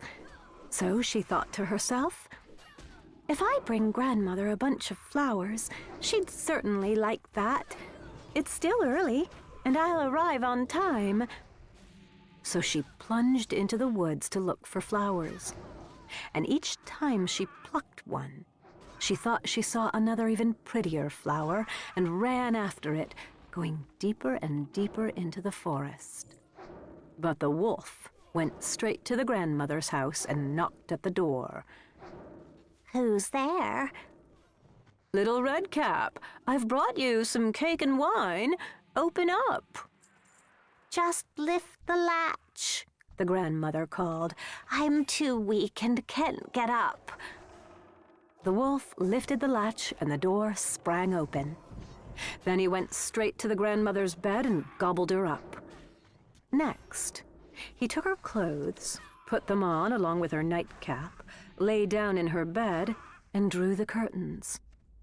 Meanwhile, Little Redcap had been running around and looking for flowers, and only when she had as many as she could carry did she continue on the way to her grandmother. She was puzzled when she found the door open, and as she entered the room, it seemed so strange inside that she thought, "Oh my God, how frightened I feel today, and usually I like to be at Grandmother's." Then she went to the bed and drew back the curtains. There lay her grandmother with her cap pulled down over her face, giving her a strange appearance. "Oh, Grandmother, what big ears you have." "The better to hear you with." "Oh, Grandmother, what big eyes you have." "The better to see you with." "Oh, Grandmother, what big hands you have." "The better to grab you with." "Oh, Grandmother, what a terribly big mouth you have." "The better to eat you with." No sooner did the wolf say that than he jumped out of bed and gobbled up poor Little Redcap. After the wolf had the fat chunks in his body, he lay down in bed again, fell asleep, and began to snore very loudly. The huntsman happened to be passing by the house and thought to himself, "The way the old woman's snoring, you'd better see if something's wrong." He went into the room, and when he came to the bed, he saw the wolf lying in it. He had been searching for the wolf a long time and thought that the beast had certainly eaten the grandmother. "Perhaps she can still be saved," he said to himself. "I won't shoot." So he took some scissors and cut open the wolf's belly. After he made a couple of cuts, he saw the little red cap shining forth. And after he made a few more cuts, the girl jumped out and exclaimed, "Oh, how frightened I was. It was so dark in the wolf's body." Soon the grandmother emerged alive. Little Redcap quickly fetched some large heavy stones, and they filled the wolf's body with them. When he awoke and tried to run away, the stones were so heavy that he fell down at once and died. All three were delighted. The huntsman skinned the fur from the wolf. The grandmother ate the cake and drank the wine that Little Redcap had brought. And Little Redcap thought to herself, "Never again will you stray from the path by yourself and go into the forest when your mother has forbidden it." It's also been told that Little Redcap returned to her grandmother one day to bring some baked goods. Another wolf spoke to her and tried to entice her to leave the path, but this time Little Redcap was on her guard. She went straight ahead and told her grandmother that she had seen the wolf, that he had wished her good day, but that he had had such a mean look in his eyes that "He would have eaten me if we hadn't been on the open road." "Come," said the grandmother, "we'll lock the door so he can't get in." Soon after, the wolf knocked and cried out, "Open up, grandmother. It's Little Red Cap, and I've brought you some baked goods." But they kept quiet and didn't open the door. So the wicked wolf circled the house several times and finally jumped on top of the roof. He wanted to wait until evening when Little Red Cap would go home. He intended to sneak after her and eat her up in the darkness. But the grandmother realized what he had in mind. In front of the house was a big stone trough, and she said to the child, "Fetch the bucket, Little Red Cap. I cooked sausages yesterday. Get the water they were boiled in and pour it into the trough." Little Red Cap kept carrying the water until she had filled the big trough. Then the smell of sausages reached the nose of the wolf. He sniffed and looked down. Finally, he stretched his neck so far that he could no longer keep his balance on the roof. He began to slip from the roof and fell right into the big trough and drowned. Then Little Red Cap went happily and safely to her home. Well done. Chapter 27. Death and the Goose Boy. A poor goose boy went walking along the bank of a large, turbulent river while looking after a flock of white geese. When he saw Death come toward him across the water, the boy asked him where he had come from and where he intended to go. Death answered that he had come from the water and wanted to leave the world.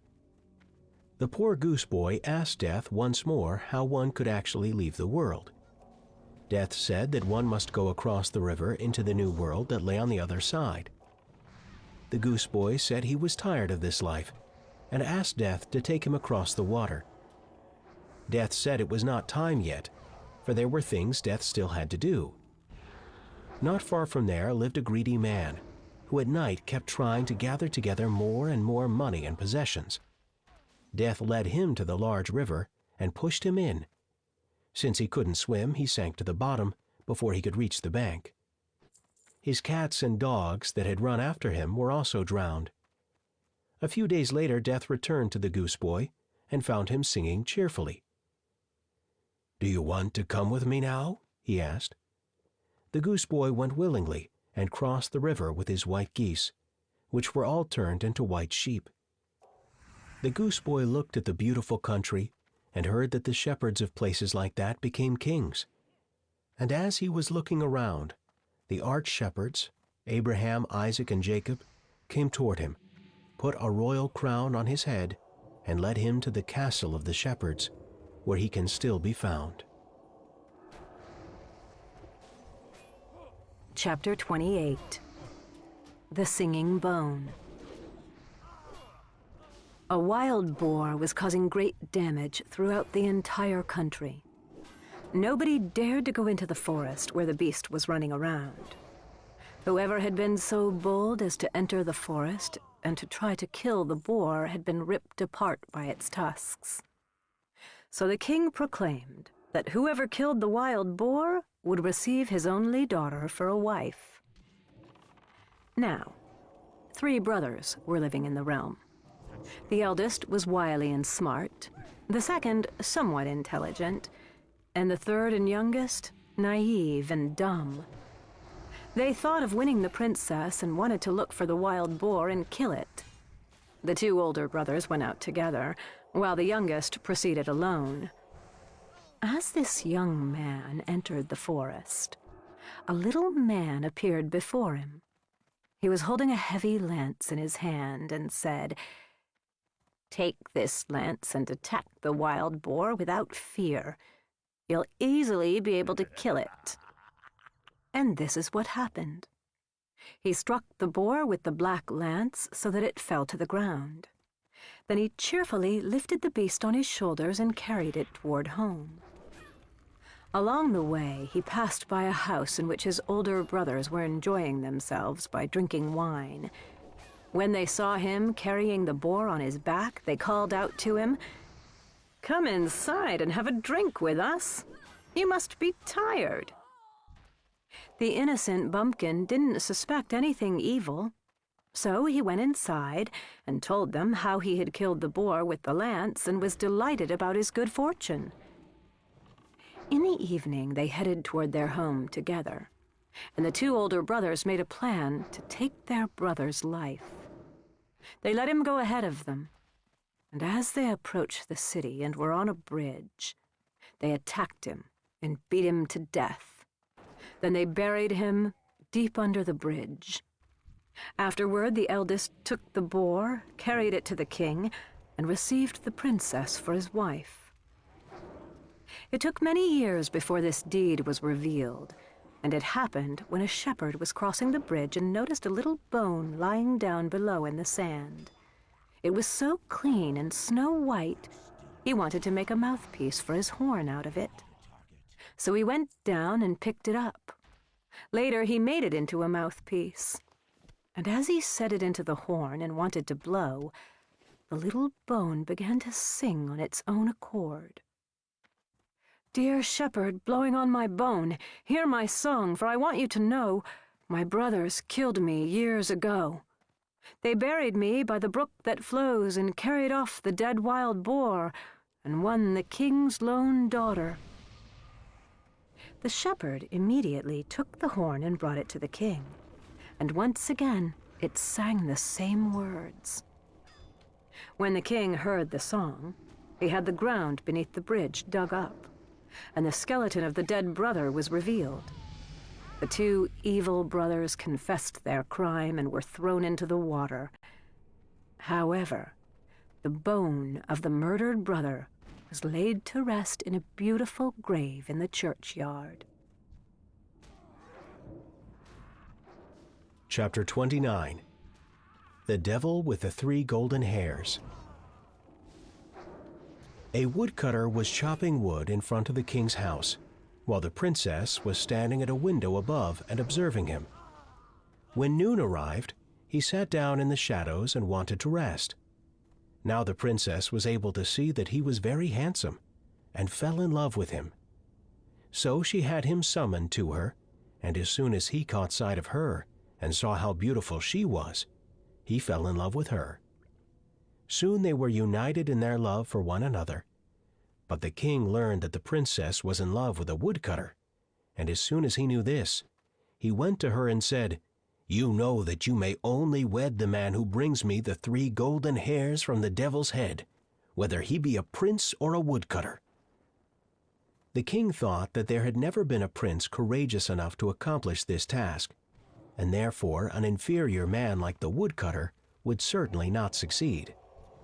The princess was distressed because many princes who had tried to fetch the devil's 3 golden hairs had died. Since there was nothing else she could do, she told the woodcutter what her father had said. However, the woodcutter was not at all depressed by this, and said, "I'll certainly succeed. Stay true to me until I return. Early tomorrow I shall set out." Indeed, the woodcutter began his journey to the devil the next day, and soon came to a big city. In front of the gate, a guard asked him what kind of craft he practiced and what he knew. "I know everything," answered the woodcutter. "If you know everything," said the gatekeeper, "then make our princess healthy again. No doctor in the world has been able to cure her." "When I return." In the second city, he was also asked what he knew. "I know everything." "Then tell us why our beautiful well at the marketplace has become dry." "When I return," said the woodcutter, and he refused to be detained. After a while he came to a fig tree that was rotting, and nearby stood a man who asked him what he knew. "I know everything." "Then tell me why the fig tree is rotting and no longer bearing any fruit." "When I return." The woodcutter traveled on and encountered a ferryman who had to transport him across a river, and he asked him what he knew. "I know everything." "So tell me, when will I be finally relieved, and when someone else will transport people across the river?" "When I return." After the woodcutter was on the other side, he entered hell. Everything appeared black and sooty. However, the devil was not home. Only his wife was sitting there. The woodcutter said to her, "Good day, Mrs. Devil. I've come here to take 3 golden hairs that your husband has on his head, and I'd like to know why a princess cannot be cured, why a deep well at a marketplace doesn't have any water, why a fig tree doesn't bear any fruit, and why a ferryman has not been relieved from his work." The wife was horrified and said, "When the devil comes and finds you here, he'll eat you right away, and you'll never be able to get the 3 golden hairs. But since you are so young, I feel sorry for you, and I'll see if I can save you." The woodcutter had to lay down beneath the bed, and no sooner did he do this than the devil came home. "Good evening, wife," he said, and proceeded to take off his clothes. Then he burst out saying, "What's going on in this room? I smell the flesh of a man. I've got to look around." "What are you going to smell?" his wife asked. "You've got the sniffles, and all the smell of human flesh is still stuffed up in your nose. Don't mess up everything. I've just cleaned the house." "I won't make any noise. I'm tired this evening, and you won't even begrudge me some little thing to eat." Upon saying that, the devil laid himself down in the bed, and his wife had to lie down beside him. Soon he fell asleep. First he blew, then he snored. At the beginning he did this softly, and then he was so loud that the windows trembled. When his wife saw that he was sound asleep, she grabbed hold of one of the 3 golden hairs, ripped it out, and threw it to the woodcutter beneath the bed. The devil jumped up. "What are you doing, wife? Why are you tearing out my hair?" "Oh, I had a nightmare. I must have done it because I was afraid." "What did you dream about?" "I dreamed about a princess who was deathly sick, and no doctor in the world could cure her." "Well, why don't they get rid of the white toad that's sitting under her bed?"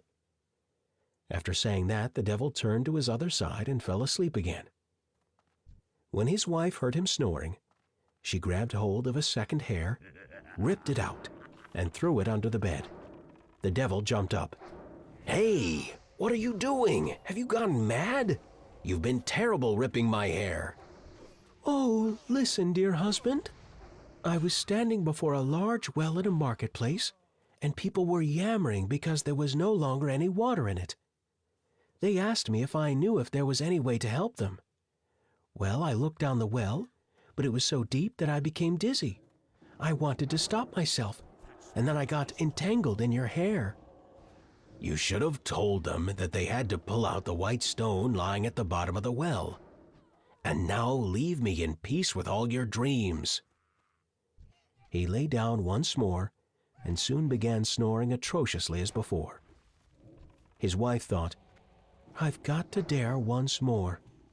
And sure enough, she ripped the 3rd golden hair out and threw it down to the woodcutter. The devil leapt into the air and wanted to teach her a nasty lesson, but his wife calmed him down, kissed him, and said, "What horrible dreams!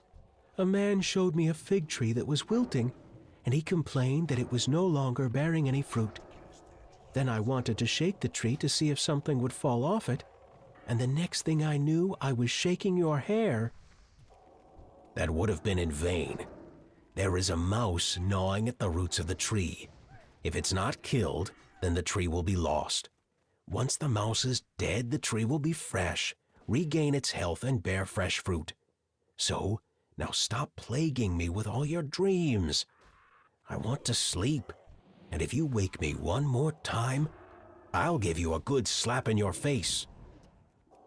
His wife was very much afraid of the devil's anger, but the poor woodcutter had to know one more thing that only the devil knew. So the wife pulled his nose and lifted him up into the air. The devil jumped up as though he were out of his mind and gave her a smack in the face that resounded all over the place. His wife began to weep and said, "Do you want me to fall into the water and drown?" The ferryman brought me across the river, and as the barge approached the other side, it bumped into the bank, and I was afraid that I might fall and wanted to grab hold of the anchor which was attached to a chain. That's why I grabbed hold of your nose." "How come you didn't pay attention? The barge does this all the time." "The ferryman complained to me that nobody has come to relieve him, and there's no end to his work." "All he has to do is get the first man who comes to take over the ferrying from him until a third man comes who relieves him. This is the way that he can help himself. But your dreams are really strange. Everything you've told me about the ferryman is true, and everything else as well. Now don't wake me again. Soon it will be morning, and I want to sleep a little more. Otherwise, I'll make you pay if you disturb me." After the woodcutter had heard everything and the devil was snoring again, he thanked the devil's wife and departed. When he arrived at the barge, the ferryman wanted some information. "First, take me across." When the woodcutter was on the other side, he said to the ferryman, "The next person who comes and wants to be taken across the river, keep him there until he takes over your job and continues your work until another man comes to relieve him." Soon thereafter, the woodcutter came to the man with the wilted fig tree, and he said to him, "All you have to do is kill the white mouse that's gnawing on the roots.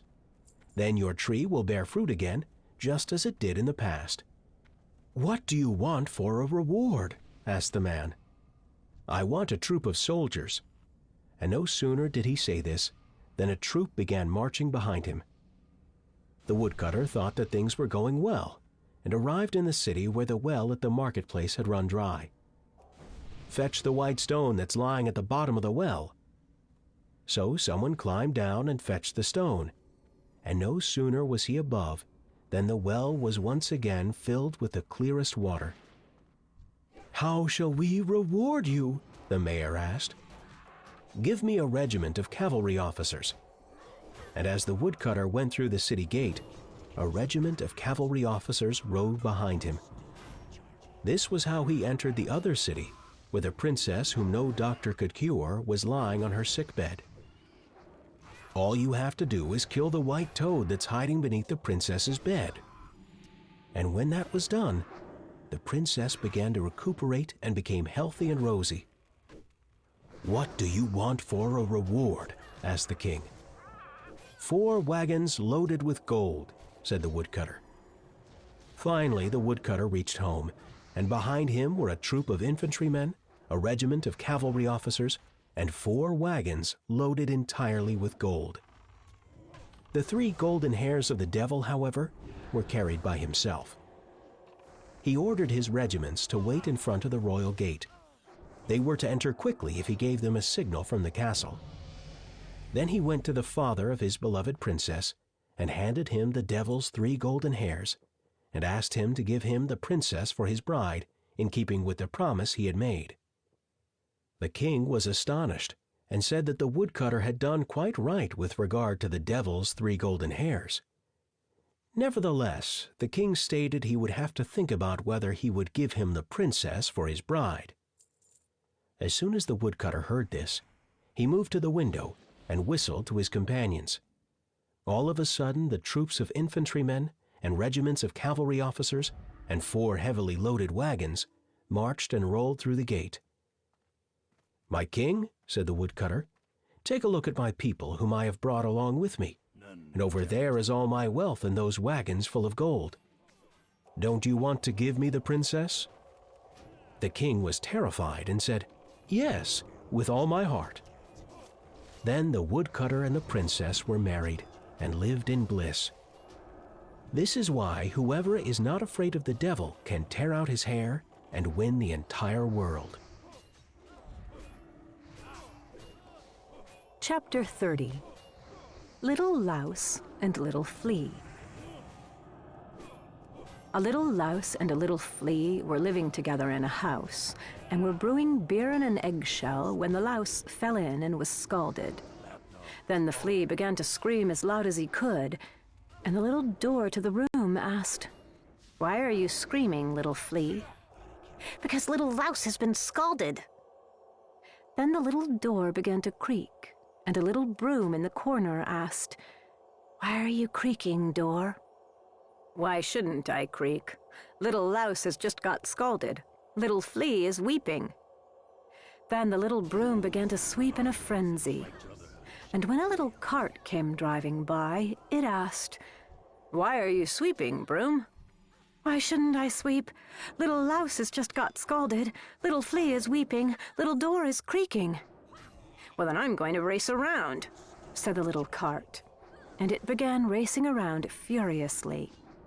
And the little dung heap, which it passed, asked, "Why are you racing around, little cart?" "Why shouldn't I race around? Little Louse has just got scalded. Little Flea is weeping. Little door is creaking. Little broom is sweeping." "Then I'm going to burn with fury," said the little dung heap. And it began to burn in bright flames. Then a little tree nearby asked, "Why are you burning, little dung heap?" "Why shouldn't I burn? Little Louse has just got scalded. Little Flea is weeping. Little door is creaking. Little broom is sweeping. Little cart is racing." "Well, then I'm going to shake myself," said the tree. And it shook itself so hard that all its leaves began to fall. Then a maiden with a water jug came by and asked, "Little tree, why are you shaking?" "Why shouldn't I shake? Little Louse has just got scalded. Little Flea is weeping. Little door is creaking. Little broom is sweeping. Little cart is racing. Little dung heap is burning." "Well, then I'm going to break my little water jug," said the maiden. And as she was breaking it, the little spring from which the water came asked, "Maiden, why are you breaking the little water jug?" "Why shouldn't I break it? Little Louse has just got scalded. Little Flea is weeping. Little door is creaking. Little broom is sweeping. Little cart is racing. Little dung heap is burning. Little tree is shaking." "Goodness gracious," said the little spring, "then I'm going to flow." And it began to flow so violently that they were all drowned in the water. The maiden, the little tree, the little dung heap, the little cart, the little door, the little flea, and the little louse. Every last one of them. Chapter 31. Maiden Without Hands. A miller, who was so poor that he had nothing else but his mill and a large apple tree behind it, went into the forest to fetch wood. While there he met an old man who said, "Why are you torturing yourself so much? I'll make you rich if you promise to give me what's behind your mill. In 3 years I'll come and fetch what's mine." The miller thought to himself, "That's my apple tree." So he said yes, and signed it away to the man.